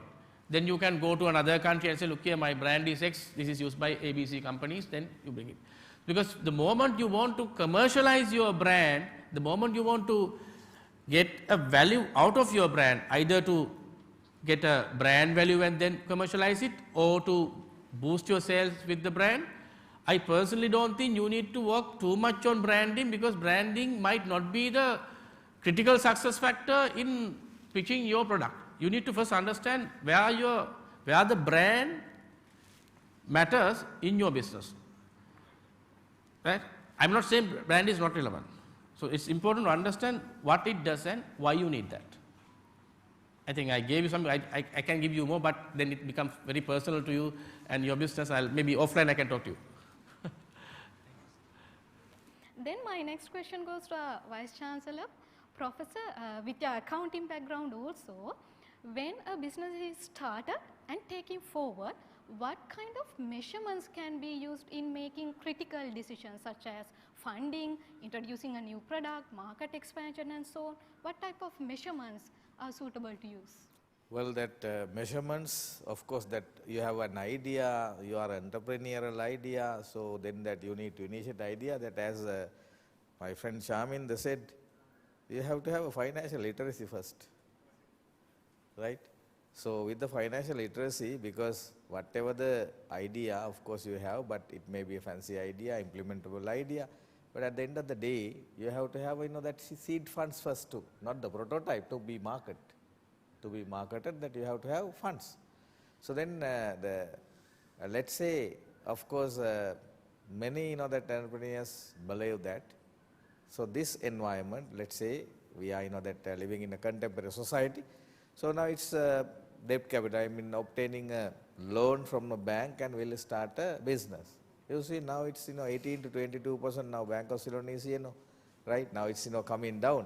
So if they that, like in Australia, if it is the interest rate is single digit, right, 2%, that, or the 3%, maximum is 6% in Australia today, right, for the doing business, right. So then it's okay, our cost of capital is very low. So then that you can have a, that good profit margin and sell. But if the person is not having funds, I don't think that, that person will never success. Because first thing is that, okay, let's say it's entrepreneurial idea, so finally entrepreneurship may be a good or a service to be marketed. So then it should be, that accepted by the market. Today, let's say, so day before yesterday, just when I was reading the Times financial page, I found that, say, as you said, in Sri Lanka, who are the, that of course entrepreneurs utilizing maximum, up to the maximum, the digital media or the internet for the selling their products? Women, right? 42% of women entrepreneurs are using Facebook for sales. It means that to survive today, no need of that any kind of advertising. You just that post that, let's say if you are preparing cookies or kaung as you said, so then that you put the that very good plate. So there's a table at home, you photograph it, you put into the Facebook, then that there is no investment, you earn money. So that is that one thing. It means that if you are doing small scale. But if it goes to that big, I mean, so when the, let's say like Damru, let's take Damru started with just that furniture shop, right? Thereafter, of course, they use new technology, and thereafter, of course, thought of that not only what is called service into the Sri Lankan market. Then thereafter they thought that, okay, we need to venture into the India as well. So in India, I think that 62 times larger than the Sri Lanka, right? So therefore that they have forests, lot of that I mean different kinds of wood they have, but that they have ventured that success. Then thereafter that they have ventured into the Australia, but they never used what is called that borrowed funds, I mean loans. They that their own capital, since once that they have, of course, that commenced the business, earn, and that again, but keep in mind that you need to plow back. It means that you need to, of course, reinvest whatever that you that earn. It is not that you use for the consumption. Let's say, for example, so I mean startups mainly what they are doing, whatever the earnings they are that use for the consumption, right? Then that your business is eating up. It's not the case. Case is that, of course, that you have to have the, if you are a startup, seed funds. If you are, that, let's say, that in the, let's say, what is called product life cycle, introduction stage, that you have to have a strong capital. There are, different sources of capital. If they are, again, so like, that Ottaraguna, what she did, she, that, of course, started to sell T-shirts. I also bought T-shirts, somewhere his own residence in 1982, right? Own residence, business. T-shirts only sold. And thereafter, that of course, Odell. Thereafter thought that, no, this is not the business. I need to that, of course, see that the big business, it should be, that listed company, but that I'm not going to manage it. I need to sort it out. You see? So this, what is the, that of course, this is what first thing is diversification. That is a change. If you are not changing, right, your whatever the entrepreneurial ideas will never, that success. So that is, that always, as I said, funding sources are there, I need not to tell you. Now today, that is, lack of financial literacy. It is not the, that personal, I mean person to himself, literacy, lack of literacy, but the awareness as well. Now let's say there are a lot of, let's say, low interest rates, funding opportunities are there, right? But that I do not know why this country, it is not disseminated to the society. Not disseminated society. Therefore, that, let's say, for example, last week to the university, I received a letter from whom? Ministry of Industries, saying that if you have a prototype, if you have a new product, we would like to support you, right, to bring it up to the market, right? Then what I did, I passed to my, that the direct career guidance and direct industrial license center. So then I am looking forward whether that my two individuals will take forward this two concepts. That's what that. Then what is dissemination of available knowledge, right, to have a person to access for easy funds if that he doesn't have money, right? So that is also very important. Otherwise, let's say like again the Dilmati, we have invited over here now to the university. So that is through dedication. Then that as Charminder said, diversified the business. I that cited here Damro, diversified. Now Damro not only that ventured into the India furniture shops and the that Australia, but now they are that of course assembly bicycles, they have agriculture, right? They have other diversified business because they understood that furniture alone will not success for the future. So once that that into the business, you have finance, there are various finance sources, you need to analyze it, you need to in my language, you have to have cost of capital, profit margin, and thereafter whatever earnings that you need to plow back to the, of course that's why Google said, Google, now 180 plus countries, they are that now working. In the beginning in the US, they have not declared dividends for the shareholders almost 10 years. Google. Why? What they have done? They have plowed back the profit that they have earned, not distributed to shareholders. They have invested and reinvested, and then they, of course, develop the business. So that is how businesses are, that whatever the entrepreneurial ideas are blossoming in the world. I think both financial literacy and financial discipline, both are really important to become successful entrepreneurs. There's no doubt on that. And Mr. Dhananath, this is something we are continuously talking about. What is that?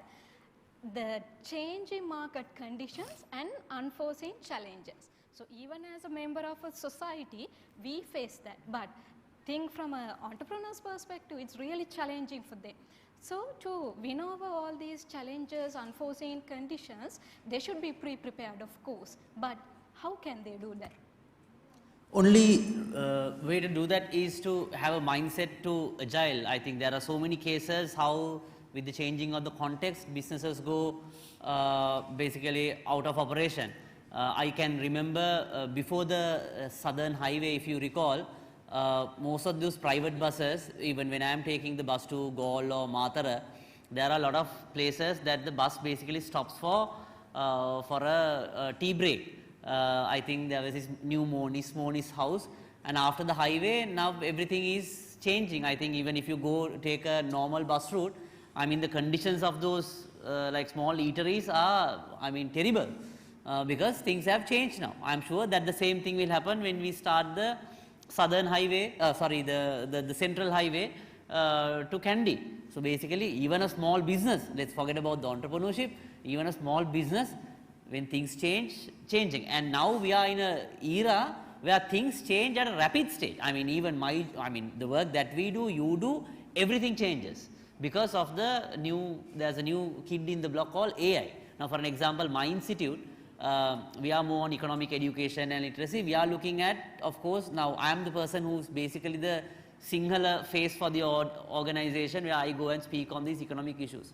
Now, we are looking at taking a AI developed character to speak on these economic issues because that's more convenient and reasonable than developing someone when you feed the information right. And in fact, now it is happening in some of the news channels and some of the YouTube news channels which are where I got the idea, because they said if I develop a character, they will be poached by other channels and they move to that channel. And for a small YouTube channel, it's not feasible. So now they are doing an AI model. So this is a good, just an example. I'm sure there are many how things. I'm just speaking about my area. It happens every area, and it's for good and bad. I mean, sometimes there are context changes. You are basically out of the market, but you can give it a try. You basically have to adjust and agile. In my case, there's this framework called Overton window, which is we use for public policy, but it is also a good example for any business. Overton window is every crisis or everything that changes is an opportunity.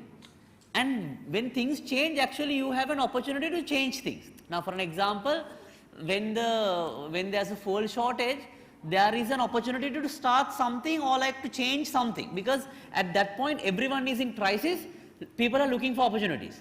So that window, but it's closes down, and that window which was open about few years ago, now it's closed down. And I think that's how, I mean, not the right way, but even some of the people sold this petrol and diesel in the black market. That's basically capitalizing that opportunity. I am not encouraging it, but there will be an opportunity. Whether you want to capitalize it or not is a different story, but in any change, but of course it won't stay, it didn't stay for longer. Of course, fuel came back and things, now that no one can trade on a black market. Same happened with the Undial market. If you recall, this forex exchange trading was a very profitable business on the Undial market. People send it on informal channels. I am not endorsing, but see, context change, there was an opportunity. Now it's no longer there. I am sure if you may know that the Undial market, there was a wonderful service. I mean, people go and give money directly to the person at home, and they are building a relationship. And it was done on a very customized service, and it was on a database. It's not like just someone taking and giving a stash of cash. There was on a system, wonderfully done. But context change, now it's no longer there. I think the only thing that we can do is set up, I mean, the only way is on the mindset, because things change, and we should admit that this may be an opportunity for some time, it may not. We have to move on. And we have to agile ourselves to the developing market conditions on many other businesses, and I am sure this has happened on many business cases. It's the same thing. Even if you look at Facebook to the digital, I mean the social media platforms, they are changing. I think I work with TikTok.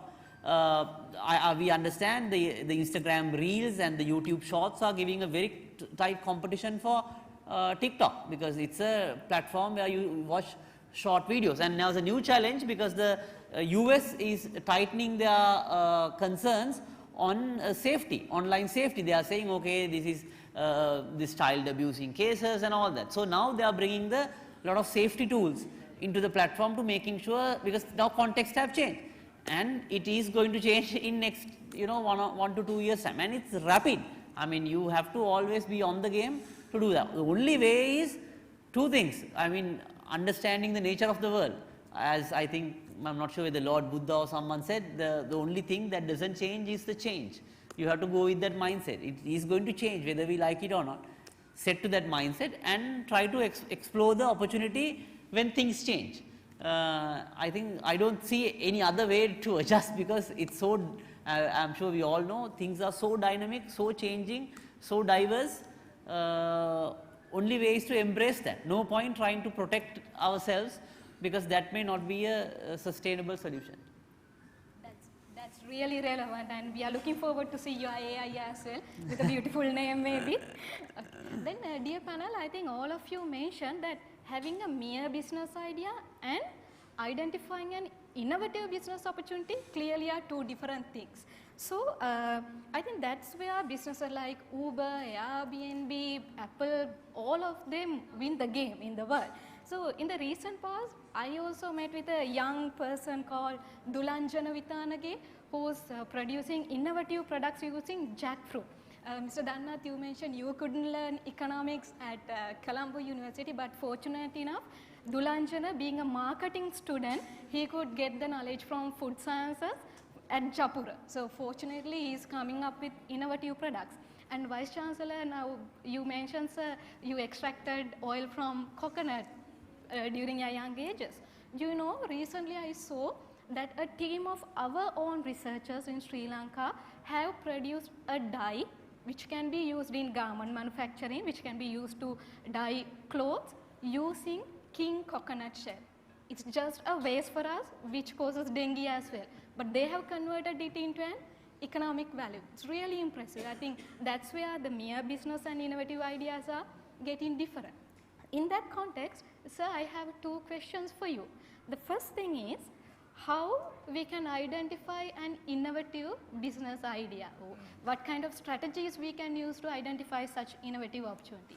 On the second note, before committing our resources fully to such an idea, how can we validate that business idea? Well, the first question is very critical, right? So, I mean, how that we are going to, generate an idea. So because it's all opportunities now, grabbing the opportunity, right? As we said that in the beginning also I started with that you have to have a problem to serve, right? But that you need to understand that, awareness of the problem is very much important, right?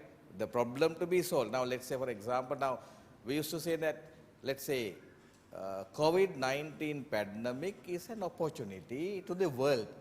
Now today that we are, talking about Zoom and all the platforms, TikTok, everything that we are talking after that. Now prior to that, we did not talk about this one, Facebook was there. But other, that all social media platforms, after that is an opportunity created by the what? This is, nature, right? So from the China, we do not know yet that from where that it had been emerged. But anyway, so thereafter, different businesses, emerged up.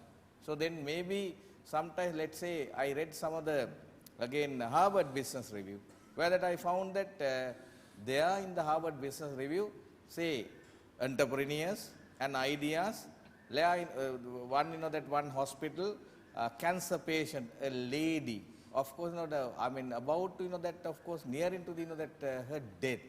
And one of the doctors said that, no, there is a cure for this, right? So then I will treat you, but that you have to have a determination for something. Who are you? I'm a teacher. Which? English teacher. Okay, right? That I will give you a life. That was the story. Then that what he did, of course, that he was one of the persons, of course, that started in the US, in Chicago, what is called the TOEFL, that institute to offer, that to the world, that TOEFL, test of English as a foreign language, the examination. Now you see cancer patient, became an entrepreneur. Well, the doctor said that something, okay, you have, life, you have a future, what's your profession? So idea, that emerge, right, when there is a challenge. Right, as he said, when there is a challenge, you that, of course, generating an idea. Then that it's a, that solution to the problem. That may be, that reading or through the education. Then I met one of the entrepreneurship, of course, that professor from Australia. He said that I asked a very good question, the similar question. Through the education, whether you will be able to, of course, produce an entrepreneur. He said no. Right, but that throughout that our life we are learning. So then that learning process would give you some that sort of that inspiration, the insights for the business. That is also another thing. And then as Charminder said, he did not agree with me, but yes, the attitude. Attitude is coming, that you have to have a right attitude to that initiate something. Right, it is perseverance. You will never give it up. So that you have to that live with that. I in my speech also I mentioned that. So always used to say that if you fail, you learn, right? If you are a failure, that failure that of course will success in your life. Then there are that so many avenues to generate that business ideas into the world. The second question again. How can we validate the business idea? Validate the business idea now. First thing is scientific processes are there, of course, to validate. That is one thing. Let's say prototype, the research, then the experiment, then that that you test it, test marketing. Then that other thing is that of course that once that you generate an idea, so then there are goods or services, then that you market it, then that you need to do the that in our marketing process test marketing. Whether this that product would success in the market, because there are products where that will never success, right? Let's say one example. I had a classmate. He went to Italy. He earned a lot of money. Then that he returned to Sri Lanka, and one day he visited my home and said that, okay, look, Tilak, that I started a business. I asked that, what is that? No, because his residency is just bordering to the Hamilton Canal. No, that's a hotel, a motel. It's a hotel, yeah, hotel. Hotel. I asked her, what type of hotel? No, it's a floating hotel. Good. So that how did you made it? No, it's that with the steel and concrete structure, So I obtained a loan from the DFCC bank, invested. It was, that, so where, that, the what is called time period of, that where, that we had, that severe war in our country, right? I told him, do you think that your business will success? That I asked that what is your target market? He said the foreigners, Italy, that Italians, that they would come and stay in my hotel, right, floating in the Hamilton Canal. I said that never you will success. Then he asked, why? Because it's a concrete hotel, right? I mean, the foreigners are not coming to live in a concrete hotel inside, no. They are, that coming here, right, in the, that winter time, I mean, to have a, sunrise here, sun rays here, right? So then they are not coming again to be inside. Then that he was unsuccessful, right? You have to see that it's, you have to see whether the whatever the business, it will, that of course, that real deliverable or realistic, and that then whether, the market is accepted. Again, I mean, it is not the, that startups, even, that our Unilever's failed. Shall I give you an example? They, came up with, that soap, that is, that for, washing clothes, that is called, that Rin earlier. It is, they have did the test marketing in the Gampa district only. I also got one, right? Came home and washed clothes, but never, I mean, so, I mean, all dirty things are, that going out, but never remove soap. You use, that, I mean, hundreds of liters to, that remove the soap, never remove the soap. So then that's unsuccessful. You see, you need to do the test market, you need to test the market, and then it should be acceptable. Otherwise, that you will never, success in the business. That is the really test marketing, and also branding also important to some extent, right? Because if it is, I mean, it should go to the, the mindset of the people. Say, for example, ordinary person going to the, that, let's say, simple boutique to purchase, sleepers, not asking sleepers, pair of sleepers, but Bata, right? Or that, so I mean, marketing, I think Charminder would, add to me.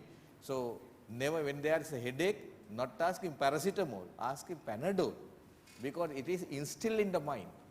You understand? So that is also important. You need to, otherwise, whatever the product or idea you are bringing it up will have what is called latent demand. කියන්නේ සිංහලෙන් කියන්නේ සංගවුණු ඉල්ලුමක් තියෙන දෙයක් මිසක් කවදාවත් ඒක මේ ලෝකෙට එහෙම නැත්නම් ලංකාවේ විකුණන්න පුළුවන් දෙයක් නෙමෙයි. ලංකාවේ මිනිස්සුන්ට තේරෙන භාෂාවෙනුත් කියන්න ඕන. කෑවොත් මෙහෙම වෙනවා. එහෙම කියන්න. දැන් බලන්න YouTube, so you go to the YouTube. So how many Sinhala Veda Mahatyas today doing business on the YouTube, right?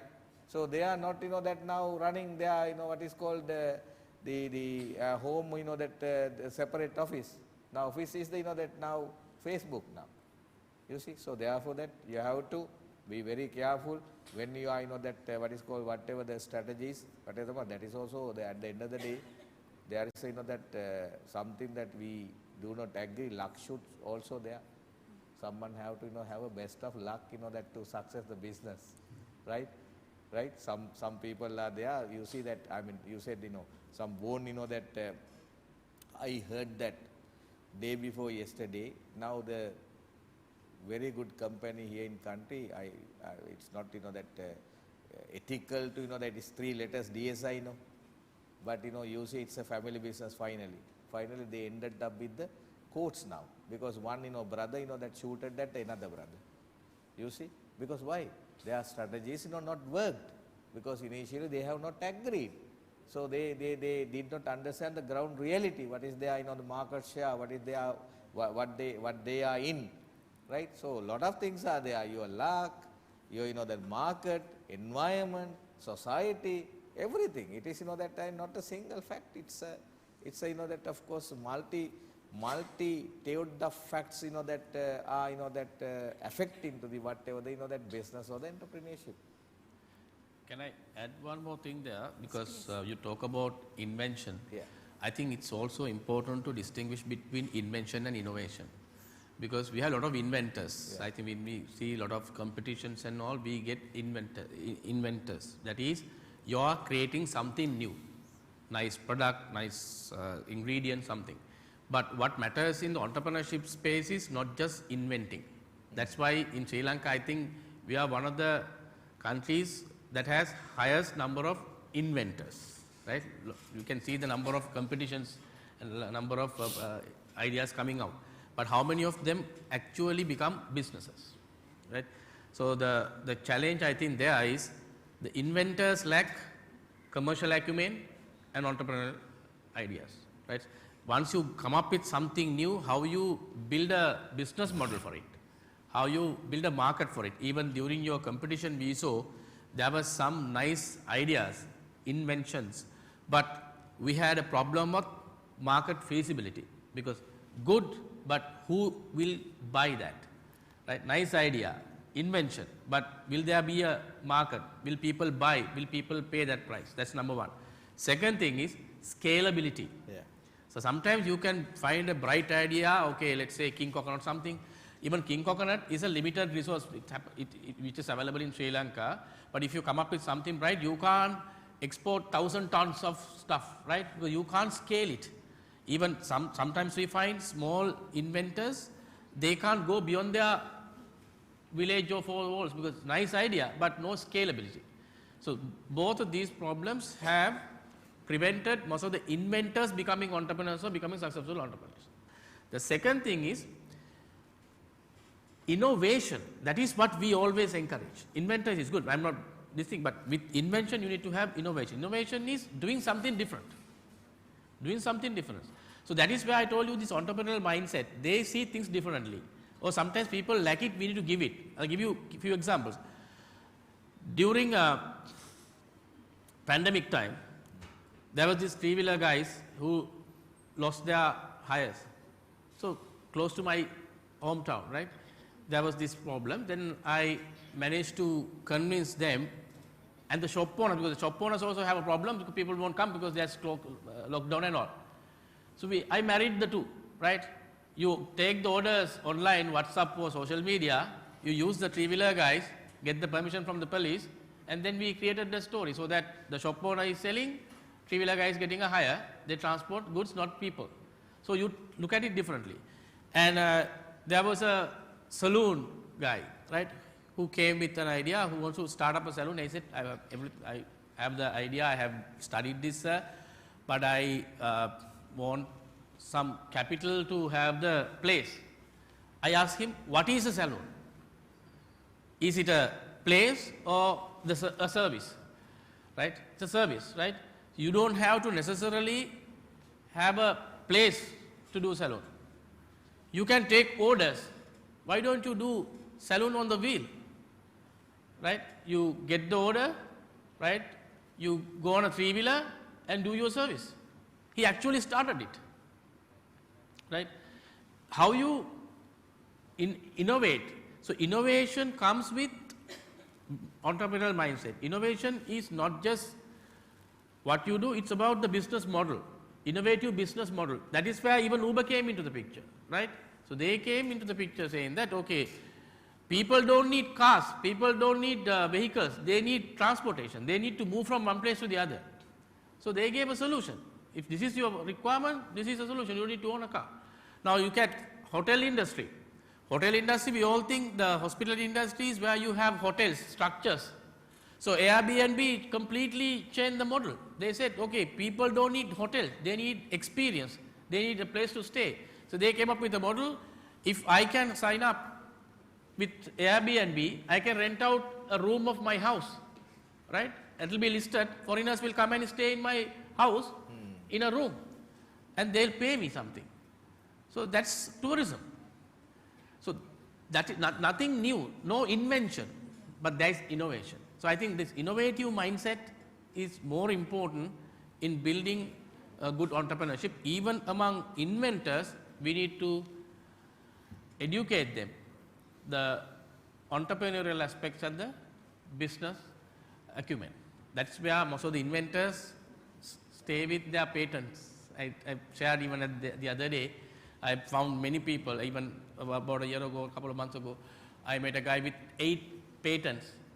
Just keeping the patents, no business. No business. I mean, that's a sad story. Thank you very much for bringing that eye-opening difference between inventions and innovation. Actually, as Professor also mentioned, during the COVID-19, there were lots of inventions, but we don't know how many were converted into real innovation. Thank you very much for that real demarcation and eye-opening discussion. Then we discussed a lot about the support services as well. So we have many of the representatives from those support services here at Open University today, and in the evening we are going to have a discussion with them as well. But Mr. Dhanana, I have a doubt whether our entrepreneurs really know about these support service organizations and their service. On the other hand, there was one of my own research finding where even though there are some service organizations maybe catering to the same industry, but they don't know what the other organization is doing actually. So in my perspective, I think more integrated, more systemic approach is needed for all these government and private supportive services who are actually working on uplifting entrepreneurship in the country. What's your idea on that context? So here I would like to wear my economics hat onto this. In my view, it's on the ecosystem, what we have seen is, of course, the government is trying to do a lot of provide services, which I do not encourage, because the more that you try to provide a service, it becomes a barrier at one point. Basically entrepreneurs are, I mean, if you are a successful entrepreneur or even at any scale entrepreneur, they are go-getters. So what the government should do is, in my view, to make the the process very simple and minimize the barriers for the entrepreneur, because they are go-getters. Basically, the more institutes that you have, more in the sense like, for an example, registering a business, getting that certification, the more and more documentation, the more and more things that you add, it over a period of time becomes rather than a facilitative service, it becomes a bottleneck. So best is you make the process very simple. At the same time, the ecosystem is to an extent coming from the private sector and the public sector both. So the government definitely has a role, especially on the taxes, on registering a business, on taking the services, the certifications, that they have a role. But the other ecosystem comes from the private sector, and the government should do to also minimize that bottlenecks also into the other sectors. Now, for an example, banking system is a fundamental supporting system to any entrepreneurship. So basically, the government should run the monetary policy in a way that they can lend easily and they can recover easily for those entrepreneurs. I am looking at a more macro angle. That's one side. Because if you try to do, because it's a macro thing that we have to solve, because if you try to bring micro solutions to a macro problem, we are making completely a mess out of it. The second thing is, of course, for any business, for any entrepreneurs, there are 4 factors of production: capital, land, labor, and the entrepreneurial skill. So on those 4, you should provide maximum room for those people to make decisions. Now, one research found from the Harvard Business School, if you go to Silicon Valley, most of the players in the Silicon Valley are not from the US, because they have an open culture where you bring a lot of ideas from the world and you try it out. And the economic theory is basically, since coming from a bioscience background, when you are working with a broader genetic pool, you spark a lot of ideas. Because, for an example, if you work in Japan, most likely when you come back, you will implement 5S or the Japanese productive methods in Sri Lanka, because you collect a lot of ideas from there. If you work in Italy, if you run a pizza restaurant, most likely you will have a better recipe here to run a pizza shop, because you learn through experience. It's like, on a cricketing example, if you want to bowl like Lasith Malinga, you have to work with Lasith Malinga, because you can see him bowling on the screen, but only Lasith Malinga will tell you actually the tricks.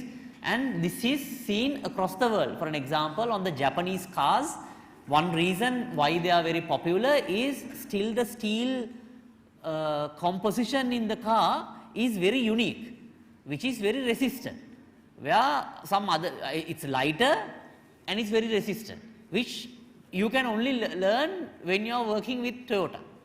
Others may not know. That productivity thing comes out with that. And that's how, I'm sure when since I worked at MAS, I know many years ago, this Toyota has that Toyota operating system called TOS. Actually, MAS Holdings sent a separate team to Toyota, and they have a system called MOS, Mass Operating System, to improve that productivity. Actually, that's how they competed with the world, with Bangladesh and Philippines, basically improving the productivity. Because at that point, if you know, the apparel sector was said that this is a sweatshop, you are basically exploiting the work hours, but they said no, we are doing it differently, because they realize this is going to hit, people are not going to buy our products if it's stitched in Sri Lanka. So, just as an example, so that the government intervention, the supporting system has to be minimal, and the private sector brings it, but the government has to look at it as an overall ecosystem. You can't just pinpoint, target and do things, because then it's you know, when you are trying to service one industry, it can be a negative externality for another industry. Now, for example, there was a time you give a tax concession, let's say for IT sector. When you give a tax concession to IT sector, okay, you see like, oh my goodness, you are doing a great help to the IT sector, you are giving a tax concession. But what could happen is, for an example, when you give a tax concession to the IT sector, they can offer higher salaries for the IT workers. That may look also fantastic. But when you offer higher salaries to the IT sector, of course, some of the financial sector people will leave those financial institutions and join the IT sector, because they can get. So, basically, you are undermining your financial sector, you are promoting it may be good, but you are losing now on the financial sector. What is required is a level playing field, so then the resources can be you know, moved on a most productive, efficient way. So, that is how I would recommend on the government not to intervene too much, because every time when I go on the research field, most of the entrepreneurs, exporters, what they say is the best help the government could do us is not to intervene us. We know what to do, but just facilitate the process, but don't add one step more, because it becomes very difficult for us to operate. Simply that means a more systemic approach is needed, where the entire thing is seen as a whole. So, and now there is another person who have joined us a few minutes ago. She is one of the winner of the business idea pitching competition held in parallel with this ENOSPIRE entire effort. So, can you please introduce yourself and tell us what your business idea is?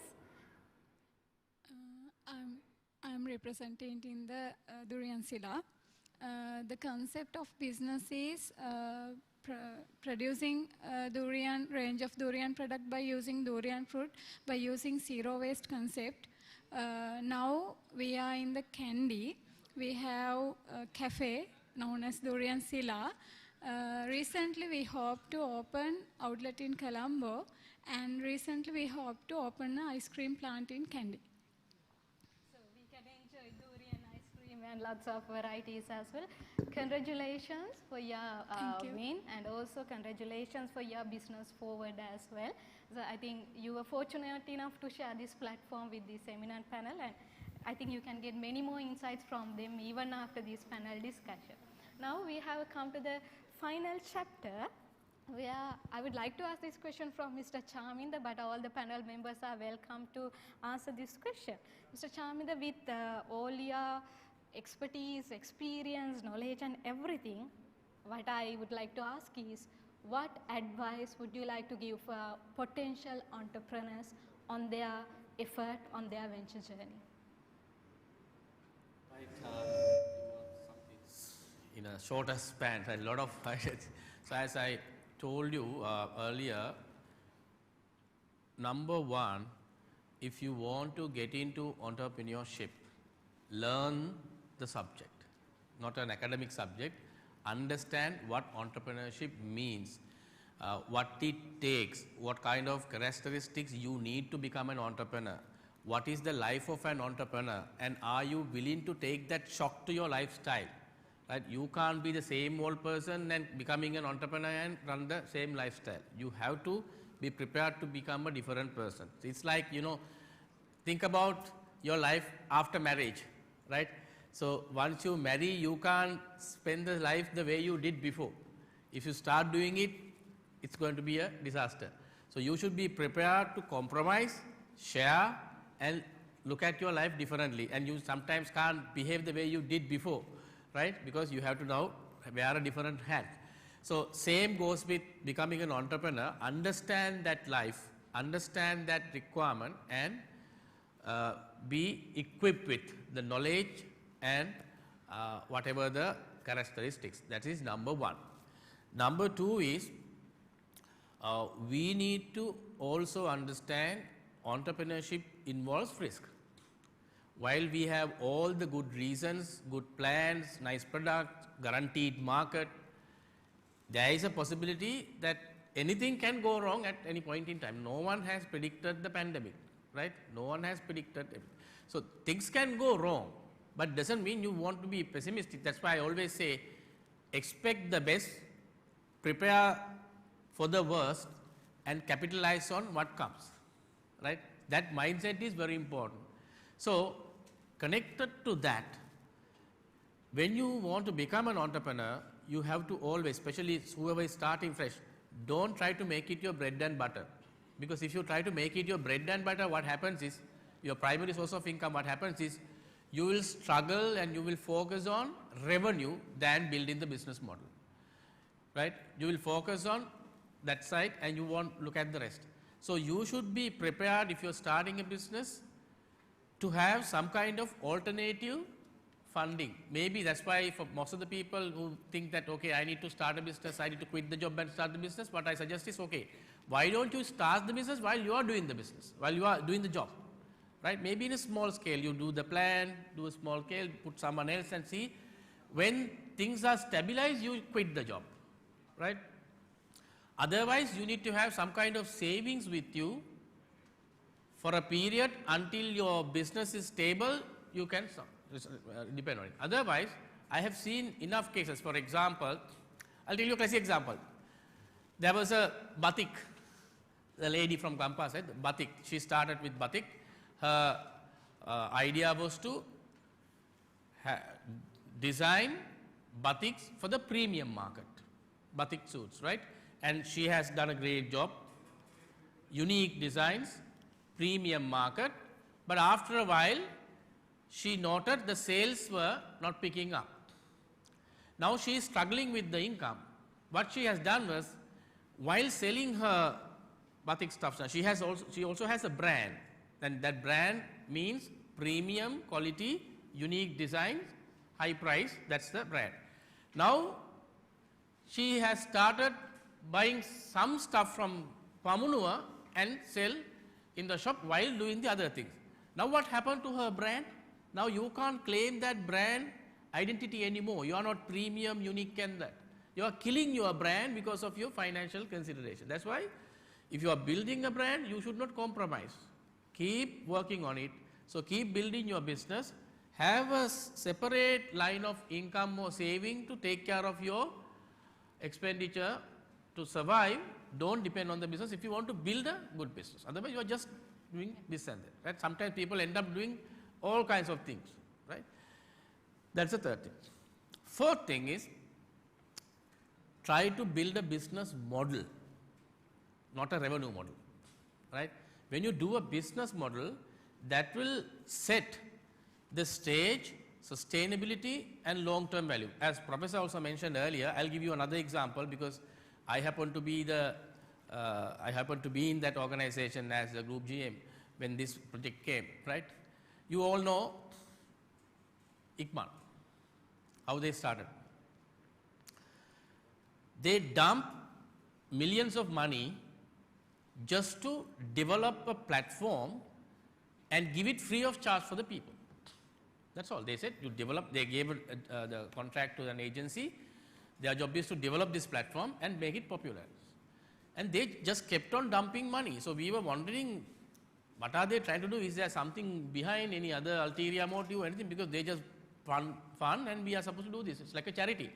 So they went ahead and put banners and boards, every vehicle selling place, you can see this board. So the first 2 to 3 years, what they did was they just built their brand, make it popular, and got the crowd to their platform free of charge.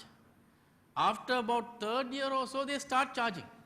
By the time you start charging, even if you charge 1 rupee, you have a big revenue model. But today, they are the largest platform, right?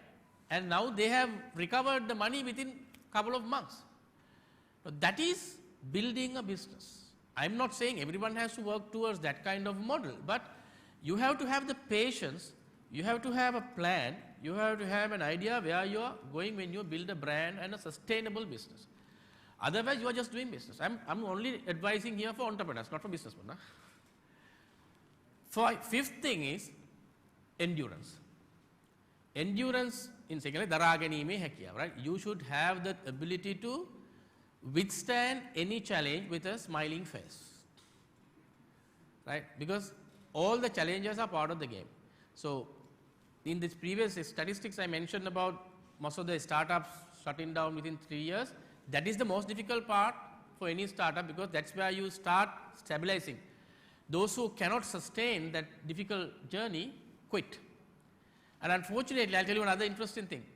In Sri Lanka startup ecosystem, only about 13% coming from women. Right? We have 52% women population, and in my view, women have greater entrepreneurial characteristics than men to become successful. So if you look at this, even the failure rate of women-owned businesses are less than men-owned, because they have the endurance. Right?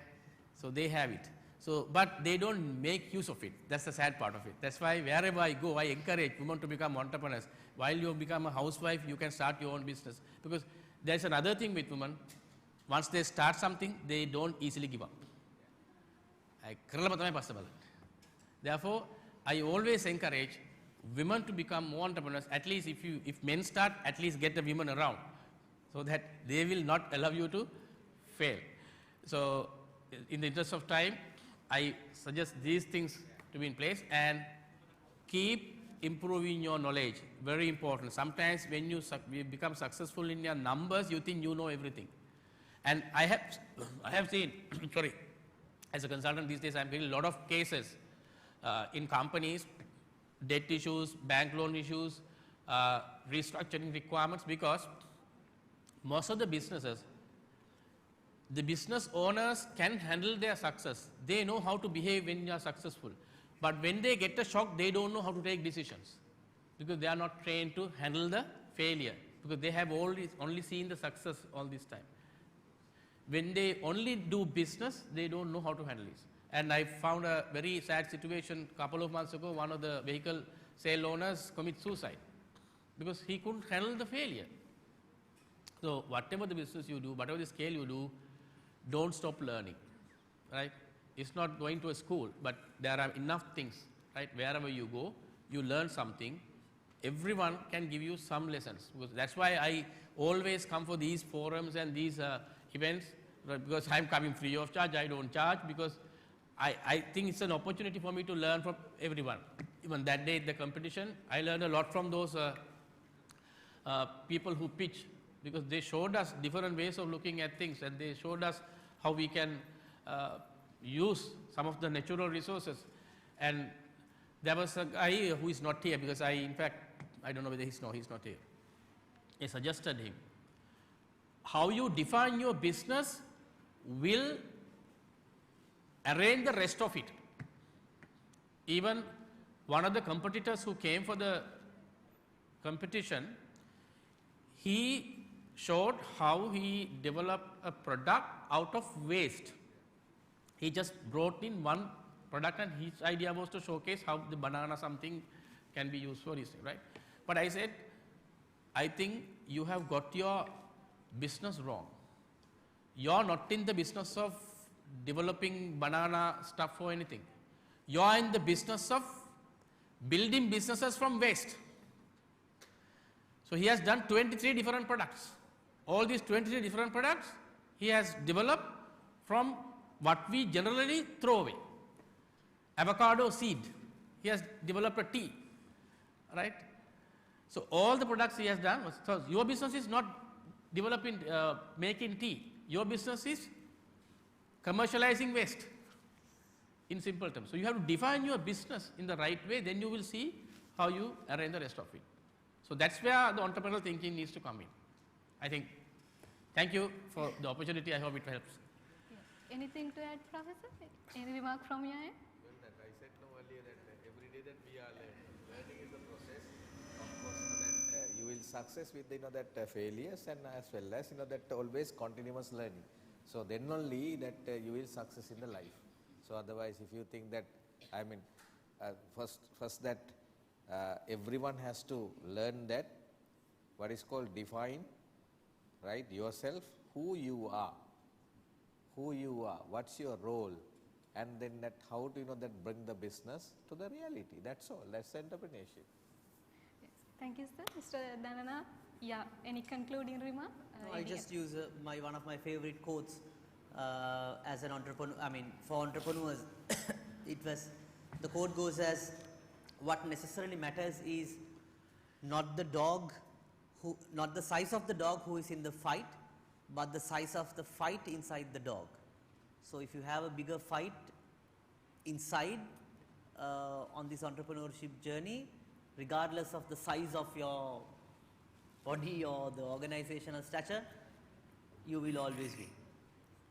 Thank you very much. With all the comments of this panel, two Sinhala phrases came into my mind. Ikman kotai, pramadaya pasuthavilata hethuwe. Then what to do? Obviously, we have the middle path. I think that's what all the patience, enduring, and all these things are all about. So with that, we have come to this panel discussion, but opening number of doors and windows for different chapters to be written. I think this was really helpful for our viewers, even our distant viewers. So I would like to pay my sincere gratitude for all our eminent panel members for reserving your precious time amid all your tight schedules. It was really wonderful to be here. And also my congratulations and thank goes to our winners as well. I think obviously you will take this country few steps forward. Not only these winners, all the participants who came to our business idea pitching competition, they will do a wonderful job for our country. And also finally, dear audience and our distance viewers, thank you very much for your participation as well. So with that, we come to the end, and I hope you all had a wonderful time here. Have a good time ahead as well. Thank you so much.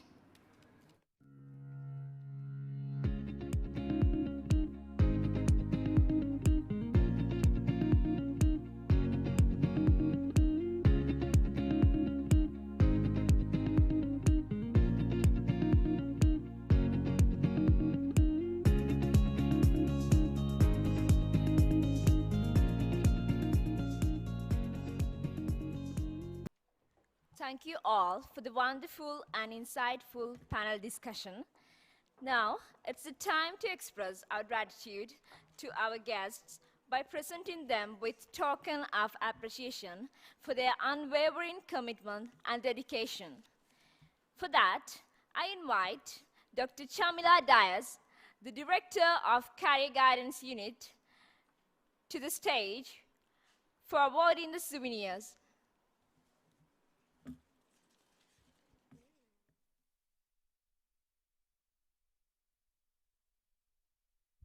For accepting the souvenirs, I would like to invite Mrs. Vindya Jayasena, the Registrar of the Open University of Sri Lanka.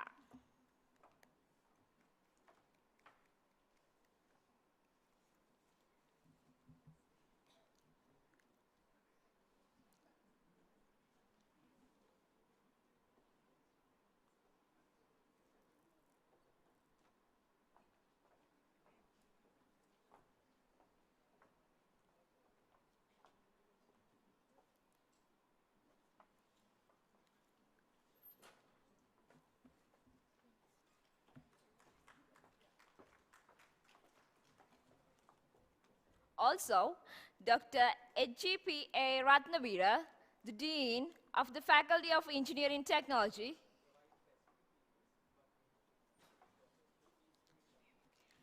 Dr.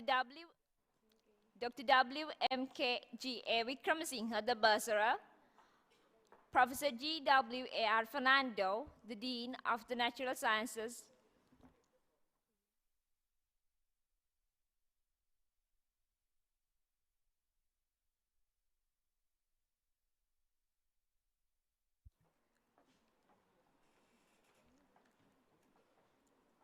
Professor D.D.A. Piyaratna, the Dean of the Faculty of Humanities and Social Sciences,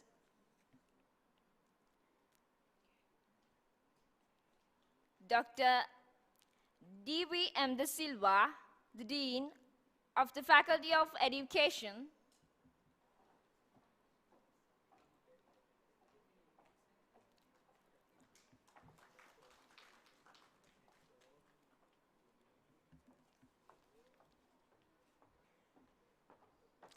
Dr. B.S.S. De Silva, the Dean of the Faculty of Health Sciences,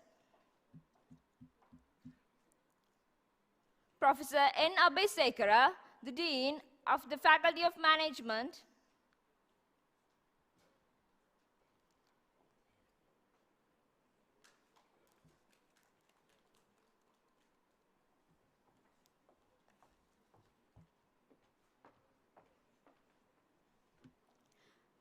Mr. Charminder Kumarasiri, the founder of IMED,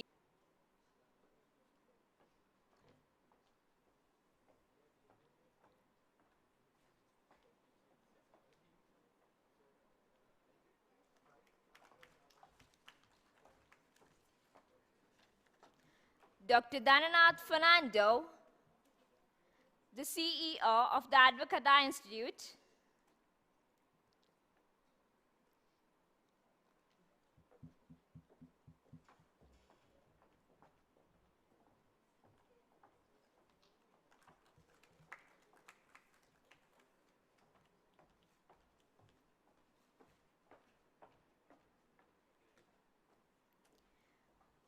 Ms. Hema Mali Mohotti, the manager of the BOC Bank,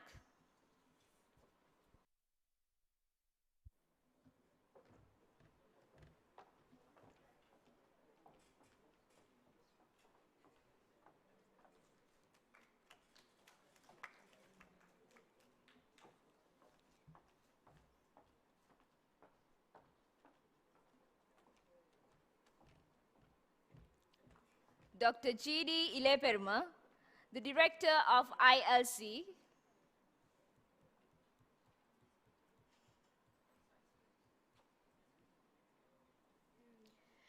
Ms. Purnima Gametige,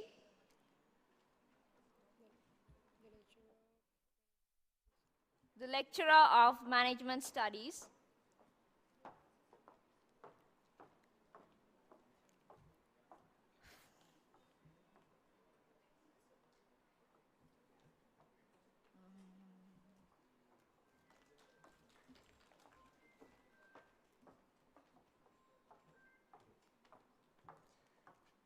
Senior Professor Shanti De Silva, the director at SETME.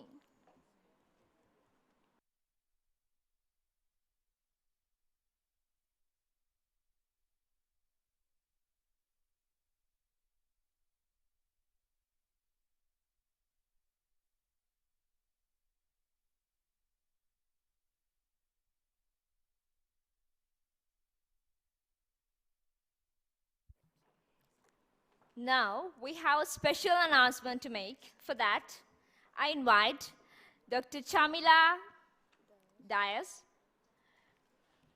to the stage.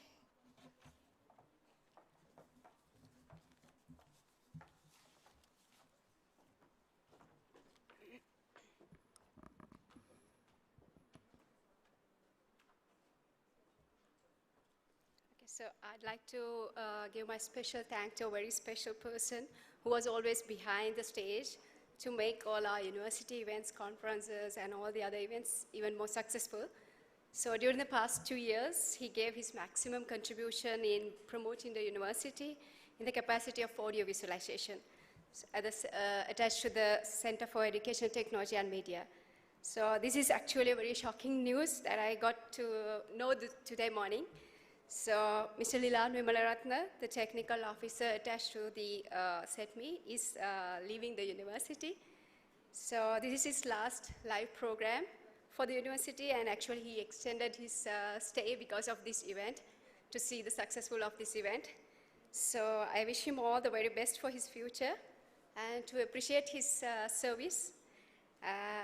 To offer a small souvenir, I would like to invite our Vice Chancellor, Senior Professor P.M.C. Tilakaratne, to the stage. And I'd like to invite Mr. Lilan Vimalaratne to the stage. He's at the back stage. So.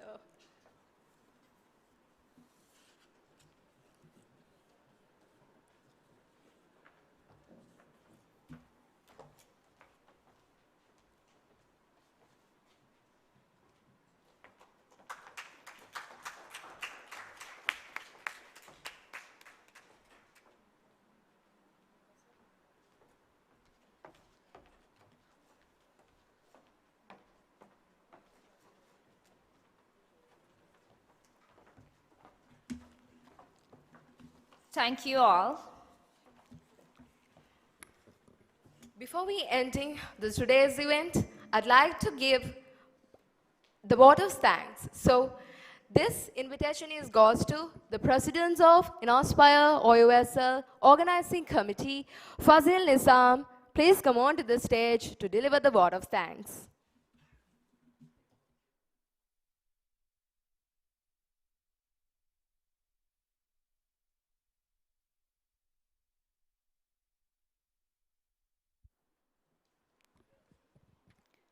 Good morning to all of you. It is with great pleasure and gratitude that I stand before you to deliver this vote of thanks. On behalf of the Organizing Committee of ENOSPIRE OUSL, the Entrepreneurship Day event of the Open University of Sri Lanka. First and foremost, I would like to extend our heartfelt appreciation to the Vice Chancellor of OUSL, Professor P.M.C. Tilakaratne, for this for his unwavering support and encouragement throughout the planning and execution of this event. A special thanks to Dr. Shamila Dias, the Director of Career Guidance Unit, for her invaluable guidance and leadership in overseeing the organization of ENOSPIRE OUSL. I would also like to express our gratitude to the Department of Social Studies, Faculty of Management Studies, and the Industrial License Center for their continuous support and collaboration.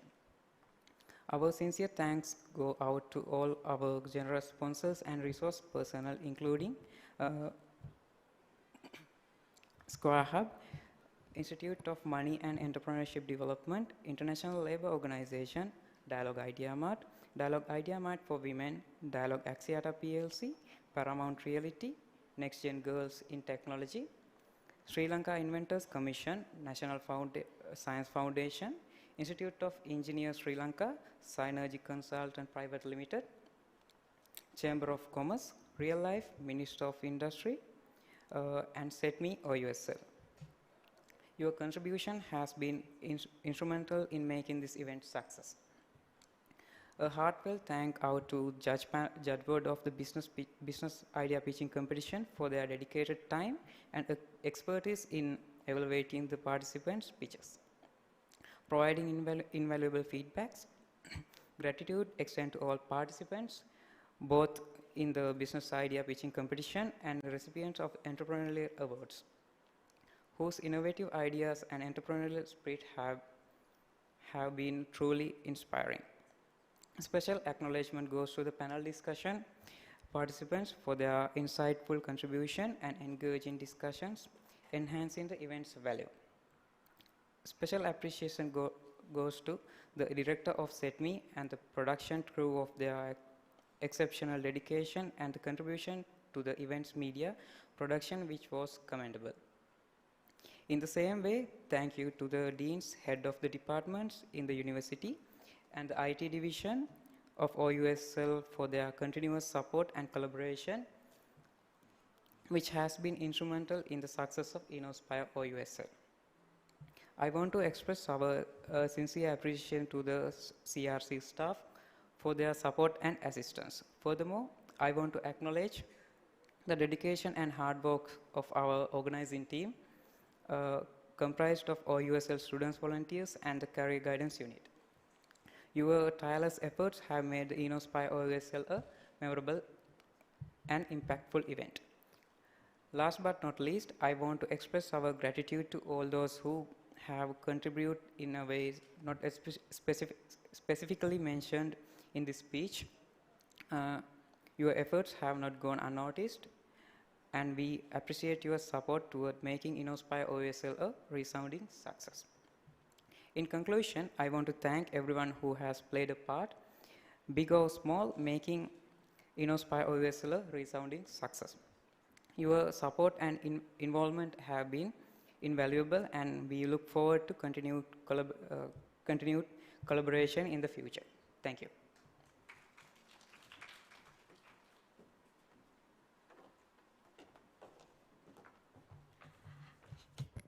Thank you so much, Fazil Nizam. As we drive the event to a close, let us reflect on the bundles of potential of innovation and entrepreneurship.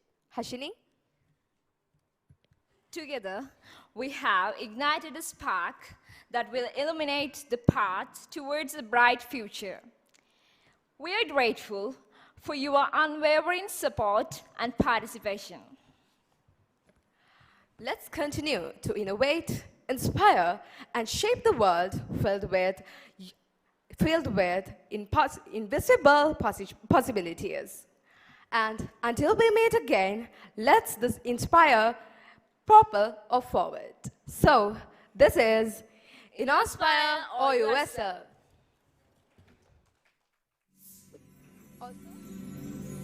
Also, I'd like to remind you that we have arranged some refreshments at the downstairs, so you can have your refreshments as well. Thank you.